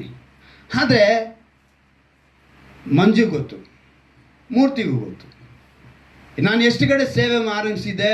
ಆ ಸೇವೆಗಳಲ್ಲೆಲ್ಲ ಇವತ್ತು ಎಲ್ಲೆಲ್ಲಿ ಸಭೆಗಳುಂಟಾಗಿದೆ, ಎಲ್ಲೆಲ್ಲಿ ದೇವರು, ಇದೇ ಕೈವಾರ ತುಮ್ಮನಹಳ್ಳಿಯಲ್ಲಿ ಅಲ್ಲಿದ್ದ ಹುಡುಗನೇ ಇವತ್ತು ಸೇವಕನಾಗಿ ನಿಂತ್ಕೊಳ್ಳೋಷ್ಟು ಎಲ್ಲ ಕಡೆ ದೇವರು ಸಭೆ ಕಟ್ಟಿಸಿ ವಿಶ್ವಾಸಿಗಳನ್ನ ಗುಂಪು ಸೇರಿಸಿ ಇಟ್ಟಿದ್ದಾರೆ. ಇಲ್ಲಿ ನನಗೆ ಏನು ಚಿತ್ತಾನ ಇಟ್ಟಿದ್ದಾರೆ ಅದು ನಡೀತಾ ಇದೆ. ದೇವರ ಅನುಮತಿ ಇಲ್ದಿರ ಯಾವುದು ನಡೆಯಲ್ಲ ಅಲ್ವಾ? ನಮ್ಮನ್ನು ಸೋತು ಹೋಗ್ಬೇಕಂತಲೇ ಕೆಲವು ವಿಷಯಗಳು ಬರ್ತವೆ. ನಾವು ಬೀಜನ ಬಿತ್ತುತ್ತಾ ಇದ್ದೀವಿ, ದೇವರೇನು ಮಾಡ್ತಾರೆ? ಅದನ್ನು ಬೆಳೆಸ್ಕೊಂಡು ಹೋಗ್ತಾರೆ, ಅದನ್ನು ಆಶೀರ್ವದಿಸಿ ವಿಶ್ವಾಸಿಗಳಾಗಿ ಶಿಷ್ಯರಾಗುವುದಕ್ಕೆ ನಂಬಿಕೆಯ ವಾಗ್ದಾನಗಳು. ನಾವು ಈ ಕಾಲ, ಈಗ ನೀವು ಇರೋಂಥ ಕಾಲ ದೇವರು ಸಿಗೋ ಕಾಲ. ಈ ಕಾಲದಲ್ಲಿ ಅವನು ಗಟ್ಟಿಯಾಗಿ ಹಿಡ್ಕೊಂಡ್ಬಿಡ್ಬೇಕು. ನೆಕ್ಸ್ಟ್ ನಿಮಗೆ ಸಿಗಲ್ಲ ಕಾಲ. ವಾಕ್ಯಕ್ಕೆ ಬರ ಬರುತ್ತೆ, ಚೆನ್ನಾಗಿ ಇಟ್ಕೊಳ್ಳಿ. ವಾಕ್ಯಕ್ಕೆ ಏನು ಬಂದ್ಬಿಡುತ್ತೆ? ಶ್ಯಾಮ ಬರ ಅಂತೇಳಿ ಬರೆಯಲ್ಪಟ್ಟಿದೆ ಮಲಾಕಿನ ಗ್ರಂಥದಲ್ಲಿ, ಆಮೋಸ್ನ ಗ್ರಂಥದಲ್ಲಿ ಎಲ್ಲ ವಾಕ್ಯಕ್ಕೆ ಬರ ಬಂದ್ಬಿಟ್ಟಿದೆ ಅಂತೇಳಿ ಹೇಳಲ್ಪಟ್ಟಿದೆ. ಅದರಿಂದ ನಾವೇನಾಗಿರಬೇಕು? ಹೆಚ್ಚಿನ. ಅದಕ್ಕೇನೆ 55ನೇ ಅಧ್ಯಾಯದಲ್ಲಿ 6ನೇ ವಾಕ್ಯ ನೋಡಿ, ಯೆಹೋವನು ಸಿಕ್ಕುವ ಕಾಲದಲ್ಲಿ ಆತನ ಆಶ್ರಯಿಸಿ, ಆತನ ಸಮೀಪದಲ್ಲಿರುವಾಗ ಆತನಿಗೆ ಬಿನ್ನಹ ಮಾಡ್ರಿ. ಈಗ ಸಮೀಪದಲ್ಲಿದ್ದಾರೆ, ಯೋಚನೆ ಮಾಡ್ಕೊಳ್ಳಿ. ನಿಮ್ಮ ಸಮೀಪದಲ್ಲಿದ್ದಾರೆ. ಅವ್ರೇನಾರು ನ್ಯಾಯಾಧಿಪತಿ ಆಗ್ಬಿಟ್ರೆ ನಿಮಗಿಲ್ಲ. ಇವಾಗ ಅವ್ರು ಲಾಯರ್, ನಿಮಗೆ ಇವಾಗ ಅವ್ರು ಏನಾಗಿದ್ದಾರೆ? ವಕೀಲರಾಗಿ ಮಾತನಾಡ್ತಾ ಇದ್ದಾರೆ. ಯಾರ ಹತ್ರ? ತಂದೆಯಾದ ದೇವ್ರ ಹತ್ರ. ನಮ್ಮ ಪರವಾಗಿ. ಇವತ್ತು ನನ್ನ ಮಗ ಸೆರೋಗ್ತಾನೆ, ಇವತ್ತು ನನ್ನ ಮಗಳು ಸೆರೋಗ್ತಾಳೆ, ಇವತ್ತೇ ಇವ್ರು ನನ್ನ ಮೇಲೆ ಕೆತ್ಕೊತಾ ಇದ್ದೀನಿ. ಯಾಕಂದ್ರೆ ನೀನು ನನಗೆ ಹೇಳಿ ಕಳಿಸಿದ್ಯಪ್ಪ. ನಿನ್ನ ಚಿತ್ತ ಏನು ಅಂದರೆ ಯಾರು ಕೆಡಗೊಡಿಸದೆ ಎಲ್ಲರೂ ಎಲ್ಲಿಗೆ ಬರಬೇಕು? ಕಡೇ ದಿವಸದಲ್ಲಿ ನಿತ್ಯ ಜೀವಕ್ಕೆ ಬರಬೇಕು ಅಂತ ಹೇಳಿನೇ ನಾನು ಇವ್ರನ್ನ ಎಬ್ಬಿಸ್ತಾ ಇದ್ದೀನಿ ಅಂತ ಹೇಳ್ತಾ ಇದ್ದಾರೆ. ಎಬ್ಬಿಸ್ತಾ ಇರುವಂಥ ದೇವರು, ನಿಮ್ಮ ಕರ ಹಿಡಿದು ಎತ್ತುತ್ತಾ ಇರುವಂಥ ದೇವರು. ನಾವೇನು ಮಾಡಬೇಕು? ಅವರ ಆಲೋಚನೆಗೆ, ಅವರ ಉದ್ದೇಶಕ್ಕೆ ನಮ್ಮನ್ನು ಒಪ್ಪಿಸಿಕೊಡ್ಬೇಕು. ಅವರ ಮಾತಿನ ಮೇಲೆ ನಂಬಿಕೆ ಇಡಬೇಕು. ಇಟ್ಟರೆ ಖಂಡಿತವಾಗಿ ದೇವರು ಏನು ಮಾಡ್ತಾರೆ? ಆಶೀರ್ವಾದ. ಹೇಗೆ ಆಶೀರ್ವಾದ ಬರುತ್ತೆ ಅಂದರೆ ಅದೇ 12ನೇ ವಾಕ್ಯ ಹೇಳಿದೆ, ನೀವು ಆನಂದ ಭರಿತರಾಗಿ ಹೊರಡುವಿರಿ, ಸಮಾಧಾನದಿಂದ ಮೆರವಣಿಯಾಗಿ ಬರುವಿರಿ. ಸಮಾಧಾನನೇ ಇವತ್ತು ಮನುಷ್ಯನ ಕೆಡಿಸೋದು. ಅದಕ್ಕೇನೆ ಭೂಮಿ ಮೇಲೆ ಹುಟ್ಟಿದಾಗ ಅವ್ರಿಗೆ ಹೇಳಿದ ಮಾತನ್ನ ನೆನಪಿನಲ್ಲಿ ಇಟ್ಕೋಬೇಕು ಯಾವಾಗಲೂ. ಏಸು ಹುಟ್ಟಿದಾಗ ಏನಂತ ಹೇಳಿದ್ರು? ಭೂಮಿ ಮೇಲೆ, ಮೇಲಿನ ಲೋಕದಲ್ಲಿ ಆ ಮಹಿಮಾಸನಕ್ಕೆ ನಮ್ಮನ್ನು ಕರ್ಕೊಂಡು ಹೋಗ್ಬೇಕು. ಅರ್ಥ ಮಾಡ್ಕೊಳ್ಳಿ. ಯಾವುದೇ ಒಂದು ವಾಕ್ಯ ನಮಗೆ ದೇವರು ನಮ್ಮಿಂದ ಕಳಿಸ್ಕೊಟ್ಟಿದ್ರೆ ಭೂಮಿ ಮೇಲೆ ಏನಾಗಬೇಕು? ಸಮಾಧಾನ ಉಂಟಾಗಬೇಕು. ಮೇಲಿನ ಲೋಕದಲ್ಲಿ ದೇವರಿಗೆ ಮಹಿಮೆ ಉಂಟಾಗಲಿ ಅಂತ ಹೇಳ್ತಾರೆ. ಆ ಮಹಿಮೆಯ ಸಿಂಹಾಸನದಲ್ಲಿ ನಾವು ಕುಳಿತುಕೊಳ್ಳುವುದಕ್ಕೆ, ಸಮಾಧಾನ ಕೊಡುವುದಕ್ಕಾಗಿ ಆ ದೇವರು ಭೂಮಿ ಮೇಲೆ ಹುಟ್ಟಿದರು. ಆ ಹುಟ್ಟಿರುವಂಥ ದೇವರು ಏನು ಹೇಳ್ತಿದ್ದಾರೆ? ಸಮಾಧಾನದಿಂದ ಮೆರವಣಿಯಾಗಿ ಬರುವಿರಿ. ಬೆಟ್ಟ ಗುಡ್ಡಗಳು ನಿಮ್ಮ ಮುಂದೆ ಜಯಘೋಷ ಮಾಡುವುದು. ಬೆಟ್ಟದಂತೆ ಇರೋಂಥ ಸಮಸ್ಯೆ, ಗುಡ್ಡದೇ ಇರುವಂಥ ಸಂಕಟ, ಅವೇ ನಾಚಿಕೆ ಪಟ್ಟು ಹೋಗಿ ಜಯಘೋಷ ಮಾಡಬೇಕು. ಅಪ್ಪ ಇವನ್ನ ನಾನು ಮುಟ್ಟೋದಕ್ಕೆ ಸಾಧ್ಯ ಇಲ್ಲ. ಅದಕ್ಕೇನೆ ನಾವು ವಾಕ್ಯಗಳನ್ನು ಹಿಡಿದು ಅಡವಿಯ ಮರಗಳೆಲ್ಲ ಚಪ್ಪಾಳೆ ಹೊಡೆಯು. ಏನಂತೆ? ಅಡವಿಯ ಅಂದರೆ ಈ ಮರ ಗಿಡ ಆಗುತ್ತಾ? ಅಡವಿಯಂತೆ ಇರುವಂಥ ನಿನ್ನ ಸುತ್ತಲಿರುವಂಥ ಜನ ಏನು? ನಾವು ಅಡವಿ ಅಂದಿದ ತಕ್ಷಣ ಗಿಡ ಮರ, ಆಲದ ಮರ, ಆ ಮರ, ತೆಂಗಿನ ಮರ ಅಲ್ಲ. ನಮ್ಮ ಸುತ್ತಲೂ ಆಲದ ಮರವಾಗಿ ನಿಂತಿರುವಂಥ ಜನಗಳು. ಏನಪ್ಪ ಆಲದ ಮರಗೆ ಬೆಳೆದ್ಬಿಟ್ಟವನೇ ಅಲ್ವಾ, ಹಾಗೆ ಬೆಳೆದವನೇ, ಹೀಗೆ ಬೆಳೆದವನೇ ಅಂತ ನಾವು ನಮ್ಮ ಸುತ್ತಮುತ್ತ ಹೇಳ್ತೀವರಲ್ಲ, ಅವರೆಲ್ಲ ನಮ್ಮನ್ನು ನೋಡಿ ಏನು ಮಾಡಬೇಕು? ಚಪ್ಪಾಳೆ ಹೊಡಿಬೇಕು. ಅಂಥ ಸ್ಥಿತಿಗೆ ತಗೊಂಡೋಗ್ತೀನಿ ಅಂತ ಹೇಳ್ತಾರೆ ದೇವರು. ಹಲ್ಲೆಲೂಯಾ. ಅದನ್ನು ನಾವು ತಿಳ್ಕೋಬೇಕು. ಮುಳ್ಳಿಗೆ ಬದಲಾಗಿ ತುರಾಯಿಯು. ಮುಳ್ಳು ಯಾವುದಕ್ಕೆ ಹೋಲಿಕೆ ಅಂತ ಹೇಳಿದ್ರೆ ಶಾಪಕ್ಕೆ ಹೋಲಿಕೆ. ಶಾಪದಿಂದ ಒಂದು ವಿಮೋಚನೆ ಕೊಟ್ಟು ಬಿಡ್ತಾರೆ ನಿಮಗೆ. ಶಾಪದಿಂದ ವಿಮೋಚನೆ ಕೊಟ್ಟು ಪ್ರತಿಯಾಗಿ ಸುಗಂಧವು ಬೆಳೆಯುವವು. ಸುಗಂಧವು ಯಾವುದಕ್ಕೆ ಗುರುತಾಗಿ ಅಂದರೆ ಸಾಕ್ಷಿ. ನಾವೇನು ಮಾಡಬೇಕು? ಸಾಕ್ಷಿಯಾಗಿರಬೇಕು. ಅನೇಕರಿಗೆ ಇವತ್ತು ಒಂದು ಸಾಕ್ಷಿ ಹೇಳೋದಕ್ಕೆ ಒಬ್ಬರು ಎಷ್ಟು ದೂರದಿಂದ ಬಂದರು ಅಲ್ವಾ? ಕುಟುಂಬವಾಗಿ ಬಂದು ಸಾಕ್ಷಿ ಹೇಳ್ತಾರೆ ಅಂತ ಹೇಳಿದ್ರೆ ಆ ಸಾಕ್ಷಿ ನಿಮಗೆ ಪ್ರಯೋಜನವಾಗಿರಬೇಕು. ನಿಮ್ಮಿಂದ ನೀವು ಇನ್ನೊಬ್ರು ಏನು ಮಾಡಬೇಕು? ನಾವು ಕೂಡ ಈ ರೀತಿಯಾಗಿ ಬದಲಾಗಬೇಕು. ಸಾಕ್ಷಿ ಹೇಳುವಂಥವರಾಗಿ ನಾವು ಕಾಣಲ್ಪಡ, ಅದೇ ಸುಗಂಧ ದ್ರವ್ಯವಾಗಿ. ಮೂರನೇದಾಗಿ ಅವ್ರು ಹೇಳಿದ್ದು ಏನಂತೆ, ಶೋಧನೆ ಅನ್ನೋದು ನಮ್ಗೆ ಎಷ್ಟಕ್ಕೆ, ನಮ್ಮ ಶಕ್ತಿ ಮೀರುವ ಶೋಧನೆ ಬರಲ್ಲ. ನೋಡಿ, ಈ ವರ್ಷದ ವಾಗ್ದಾನದ ಮೇಲೆ ಅದನ್ನು ಹೇಳಿದ್ನಲ್ಲ, ವಾಗ್ದಾನ ಮಾಡಿದಾತನು ನಂಬಿಕೆ. ಇದನ್ನು ಗಟ್ಟಿಯಾಗಿ ನೀವು ಹಿಡ್ಕೊಂಡ್ರೆ ಅದ್ಭುತವಾದ ಕಾರ್ಯಗಳು ನಡ್ಕೊಂಡ್ಬರುತ್ತೆ. ಮೇಲೆ ಧ್ಯಾನಿಸಿದ ಈ ನನ್ನ ಅನುಭವ ಹೇಳ್ತೀನಿ, ಕ್ಯಾಲೆಂಡರ್ ವಿಷಯ. ನಾನು ಹೇಳಿದ್ನಲ್ಲ, 4,000 ರೂಪಾಯಿ, 4,500 ರೂಪಾಯಿ ಕಟ್ಟಬೇಕಿತ್ತು. ಸಂಬಳ ಇಲ್ಲ, ನನ್ನ ಹತ್ರ ಕಾಸಿಲ್ಲ. ಹಳೆ ಓನರ್ ನಮಗೇನು ಮಾಡಿದ್ರು ಗೊತ್ತಾ, ಸ್ಯಾಲ್ರಿ ಹಾಕ್ಕೊಟ್ರು. 5,300 ರೂಪಾಯಿ ಹಾಕಿದ್ರು. 333 ರೂಪಾಯಿ, 5,300. ಕ್ಯಾಲೆಂಡರ್ ಮಾಡಬೇಕಿರೆ ಕ್ಯಾಲೆಂಡರ್ ತೊಗೊಂಡಿದ್ದೀನಿ, ಪ್ರಿಂಟಿಂಗ್ ಕೊಟ್ಟಿದ್ದೀನಿ, ಅಡ್ವಾನ್ಸ್ 1,000 ರೂಪಾಯಿ ಮಾಡಿದ್ದೀನಿ. ಇಲ್ಲಿ 8,500 ರೂಪಾಯಿ ಬಿಲ್ ಆಗಿದೆ. ಕಾಸಿಲ್ಲ, ಆದರೆ ಅದ್ಭುತವಾಗಿ ನಡೆಸಿದ್ರು. ನಿನ್ನೆ ಕೂಡ ಗಾಡಿಗೆ ಪೆಟ್ರೋಲ್ CNG ಹಾಕೋಬೇಕು, ದ್ರಾಕ್ಷಿ ಹಣ್ಣು ತಗೋಬೇಕು. ನಿನ್ನೆ ನಾನು ಸಚಿನ್ ಇಬ್ಬರು ಊಟ ಮಾಡಿಲ್ಲ ಮಧ್ಯಾಹ್ನ, ಆದರೆ ಇಬ್ಬರು ದರ್ಬಾರ ಕಾರಲ್ಲೇ ತಿರುಗಾಡ್ತಾ ಇದ್ದೀವಿ. ಕಾರಲ್ಲೇ ತಿರುಗ್ತಾ ಇದ್ರು ಕೂಡ ನನ್ನ ಹತ್ರ ಇರೋ ಕಾಸು ಎಷ್ಟಿದೆ, ನಾವು ಹೋಗಿ ತಿನ್ನಬೇಕು ಅಂದರೆ ತಿನ್ಬೋದಾಗಿತ್ತು. ಆದರೆ ಇವತ್ತು ಪೆಟ್ರೋಲಿಗೆ ಬೇಕು, CNGಗೆ ಬೇಕು. ಎಲ್ಲ ಸಮಯದಲ್ಲೂ ಕೂಡ ನಮ್ಮನ್ನು ಹಂಗೆ ಕರ ಹಿಡಿದು ನಡ್ಕೊಂಡು ಹೋಗಿಸ್ತಾನೆ. ನಾವು ಏನಾಗಿಲ್ಲ, ಅವರು ಏನಾಗಿಲ್ಲ. ಇವತ್ತು ಅವರು ಇಲ್ಲಿಗೆ ಬರೋಷ್ಟಿಗೆ ಒಂದು ಶಕ್ತಿ, ನಾನು ಇಲ್ಲಿಗೆ ಬರೋಷ್ಟಿಗೆ ಶಕ್ತಿ. ಅಂದರೆ ದೇವರ ನಡೆಸುವಿಕೆ ನೋಡಿ. ನನಗೆ ಆರೋಗ್ಯದ ವಿಷಯದಲ್ಲಿ ಇವತ್ತಿನವರೆಗೂ ದೇವರು ನನ್ನನ್ನು BP ಆಗಲಿ, ಶುಗರ್ ಆಗಲಿ, ಗ್ಯಾಸ್ಟ್ರಿಕ್ ಆಗಲಿ, ಯಾವುದೇ ಕಣ್ಣು ತೊಂದರೆ ಆಗಲಿ, ನಾನು ಅವರನ್ನ ಕಣ್ಣು ಟೆಸ್ಟ್ಗೆಲ್ಲ ಹೋಗಿದ್ದೀವಿ. ಜ್ಞಾಪಕ ಆದರೆ ಕೇಳಿ. ನಮಗೆ ಕಣ್ಣು ಚೆನ್ನಾಗಿದೆ ಅಂತೇಳಿ ಡಾಕ್ಟ್ರಲ್ಲಿ ಹೇಳಿದ ತಕ್ಷಣ ಬೇರೆಯವ್ರಿಗೆಲ್ಲ ಐ ಡ್ರಾಪ್ಸ್ ಎಲ್ಲ ಹಾಕಿ ಅವ್ರಿಗೆ 2 ಸಲ ಚೆಕ್ ಮಾಡಿಸಿದ್ರು. ಆದರೆ ನನಗೂ ಸಚಿನ್ಗೂ ಮಾಡಲಿಲ್ಲ. ಅಂದರೆ ಅವ್ರ ವಯಸ್ಸು ವ್ಯತ್ಯಾಸ ಇದ್ರು, ಅವ್ರ ಜೊತೆಗೆ ನಾವು ದೇವ್ರ ಮಕ್ಕಳಾಗಿದ್ವಲ್ಲ, ನಮಗೆ ಮಾತ್ರ ಆಗಲಿಲ್ಲ. ಬೇರೆಯವ್ರಿಗೆ ಎಲ್ರಿಗೂ ನಮ್ಮ ಜೊತೆ 5 ಜನ ಡ್ರೈವರ್ಗೂ ಐ ಡ್ರಾಪ್ಸ್ ಹಾಕಿ ಪ್ರಾಬ್ಲಮ್ ಇದೆ ಅಂತೇಳಿ ಕನ್ನಡಕ ಹಾಕಬೇಕು ಅಂತ ಹೇಳಿದ್ರು. ಆದರೆ ನನಗೂ ಅವ್ರಿಗೂ ಹೇಳಲಿಲ್ಲ. ಏನು ಹೇಳ್ತೀವಿ ಅಂದರೆ ಆರೋಗ್ಯದ ವಿಷಯದಲ್ಲಿ ಆಗ್ಬೋದು. ಒಂದು ಗಾಡಿ ವಿಷಯ, ಇವತ್ತು ನಮ್ಮ ಹತ್ರ ಇದೆಯಲ್ಲ ಝೆನ್ ಕಾರು, ದುಡ್ಡೇ ಇರಲಿಲ್ಲ, ಅವರೇ ಈಸ್ಕೊಟ್ಟಿರೋದು. ನೋಡಿ, ಏನು ಹೇಳ್ತೀನಿ ಅಂತ ಹೇಳಿದ್ರೆ ಕೆಲಸದ ವಿಷಯದಲ್ಲಿ ನಿಮಗೆಲ್ಲರಿಗೂ ಗೊತ್ತು, ವಿಘ್ನೇಶ್ ಟ್ರಾವೆಲ್ಸಿನ ಕೆಲಸ ಬಿಟ್ಟಿದೆ ಅಂತ ಹೇಳಿ ಅಲ್ವಾ. ಇವತ್ತು ಅದೇ ಓನರ್ ನನ್ನ ಫೋನ್ ಮಾಡಿ 2,000 ರೂಪಾಯಿ ಸಂಬಳ ಜಾಸ್ತಿ ಕೊಡ್ತೀನಿ, ನೀನು ಗಾಡಿ ಎತ್ಕೊಂಡು 2 ದಿವಸ ಮುಂಚೆನೇ ಹೋಗಂತೇಳಿ ಇವತ್ತು ಆ ಗಾಡಿ ಕೊಟ್ಟು ಕಳಿಸಿದ್ರೆ, ಆ ಗಾಡಿ ಇದರಿಂದನೇ 2 ಗಾಡಿಯಲ್ಲಿ ನಾವು ಬಂದಿದ್ದೀವಿ ಇವತ್ತು. ಆಯ್ತಾ? ಸೊ ದೇವರು ಮಾಡಬೇಕು ಅಂತ ಅಂದ್ಕೊಂಡ್ರೆ ಅವ್ರು ಖಂಡಿತವಾಗ್ಲೂ ಮಾಡ್ತಾರೆ. ಆದರೆ ನಮಗೆ ಆ ವಾಗ್ದಾನದ ಮೇಲೆ ನಂಬಿಕೆ ಇರಬೇಕು. ಶತ್ರು ಜಯಗೊಡೋದಕ್ಕೆ ಅವರು ಸ್ಥಳನೇ ನಾವು ತಿಳಿಯಬೇಕಾಗಿದ್ದು, ದೇವರು ನಮ್ಮನ್ನು, ಭಕ್ತರುಗಳನ್ನ ಕಾಪಾಡ್ತಾರೆ. ದುರ್ಮಾರ್ಗಿಗಳನ್ನು ಅಂದರೆ ನ್ಯಾಯ ತೀರ್ಪಿನ ತನಕ ಶಿಕ್ಷಾನುಭವದಲ್ಲಿ ನಮಗೆ ಇಡುವುದಕ್ಕೆ ಅವರು ಬಲ್ಲವರಾಗಿದ್ದಾರೆ. ಅಂದರೆ ನಾವೇನು ತಿಳ್ಕೋಬೇಕು, ನಂಬಿಕೆಸ್ತನಾದ ದೇವರು, ವಾಗ್ದಾನ ಮಾಡಿದ ಆತನು ನಂಬಿಕೆಸ್ತನಾಗಿದ್ದಾನೆ. ಆ ವಾಗ್ದಾನದಲ್ಲಿ ನಾವು ನಿಲ್ಲಿಸಿರಬೇಕು. ಒಂದೇ ಒಂದು ವಿಷಯ, ಅಬ್ರಹಾಮನ ವಿಷಯನ ಒಂದು ಹೇಳಿ ನಾನು ಮುಂದಕ್ಕೆ ಹೋಗ್ತೀನಿ. ಆದಿಕಾಂಡ 22ನೇ ಅಧ್ಯಾಯ 18ನೇ ವಾಕ್ಯ. ಆದಿಕಾಂಡ 22ನೇ ಅಧ್ಯಾಯ 18ನೇ ವಾಕ್ಯ. ಒಂದು ಮಾತು ಬರೆಯಲ್ಪಟ್ಟಿದೆ. ಅಬ್ರಹಾಂ, ನೀನು ನನ್ನ ಮಾತನ್ನು ಕೇಳಿದ್ದರಿಂದ ಭೂಮಿಯ ಎಲ್ಲಾ ಜನಗಳಿಗೂ ನಿನ್ನ ಸಂತತಿಯ ಮೂಲಕ ಆಶೀರ್ವಾದ ಉಂಟಾಗುವುದು ಎಂಬುದಾಗಿ ಯೆಹೋವನು ತನ್ನಾಣೆ ಇಟ್ಟು ಹೇಳಿದ್ದಾನೆ. ಏನಂತ ಹೇಳ್ತಿದ್ದಾರೆ? ತನ್ನಾಣೆ ಇಟ್ಟು ಹೇಳಿದ್ದಾನೆ. ಅವ್ರು ಅವತ್ತೇ ಮಾತು ಕೊಟ್ಬಿಟ್ರು. ಹೆಂಗಂತ ಹೇಳ್ತಿದ್ದಾರೆ? ಭೂಮಿಯ ಎಲ್ಲ ಜನಾಂಗಗಳಿಗೂ ನಿನ್ನ ಸಂತತಿಯ ಮೂಲಕ ಆಶೀರ್ವಾದ ಉಂಟಾಗುವುದು ಅಂತೇಳಿ ಯಾರ ಮೇಲೆ ಆಣೆ ಇಟ್ಕೊಂಡ್ರಂತೆ? ತನ್ನಾಣೆ, ತನ್ನ ಮೇಲೆ ಆಣೆ ಇಟ್ಟು ಹೇಳ್ಬಿಟ್ರು. ಅಲ್ಲಿಗೆ ನಾವೆಲ್ಲ ಆಶೀರ್ವಾದ ಒಂದೇ ಹೊಂದುತ್ತೇವೆ. ನಾವು ತಿಳ್ಕೋಬೇಕಾಗಿದ್ದಿಷ್ಟೇ. ಈ ವಾಗ್ದಾನ ಹಿಡಿದು ವಾಗ್ದಾನ ಮಾಡಿದ ಆತನು ನಂಬಿಕಸ್ತು ಅಂತ ಹೇಳಿ ನಂಬಿಕೆಯಿಂದ ಹೋದರೆ ಈ ವಾಗ್ದಾನ ನಮಗೆ ಸ್ವತಂತ್ರವಾಗಿ ಸಿಗುತ್ತೆ. ನಾವೆಲ್ಲ ಮೊಣಕಾಲಾಕಿ ಈ ವಾಗ್ದಾನದ ಆಶ್ವನ್ನ ನಮಗೆ ದಯಪಾಲಿಸು ಅಂತೇಳಿ ನಾವು ಮೊಣಕಾಲಾಕಿ ನಾವು ಪ್ರಾರ್ಥನೆ ಮಾಡೋಣ. ಎಲ್ಲರೂ ಕೇಳೋಣ. ಈ ಸಮಯನ ವ್ಯರ್ಥ ಮಾಡಿಕೊಳ್ಳೋದು ಬೇಡ. ನಾವು ದೀನನನ್ನು ಧೂಳಿನಿಂದ ಎತ್ತಿ ಆತ್ಮಿಕವಾಗಿ ಬದುಕಲು ಬಿಡದಂತೆ ಇರುವಂಥ ಸನ್ನಿವೇಶಗಳಲ್ಲಿ ಅಪಮಾನವನ್ನು, ನಿಂದೆಗಳು, ಕೊರತೆಗಳು ಬಂದರೂ ಕೂಡ ದೇವರು ನಮ್ಮನ್ನು ಒಪ್ಪಿಸಿಕೊಟ್ಟು ನಾವು ಬೇಡಿಕೊಳ್ಳುವಾಗ ನಡೆಸುವಂಥವರಾಗಿದ್ದಾರೆ.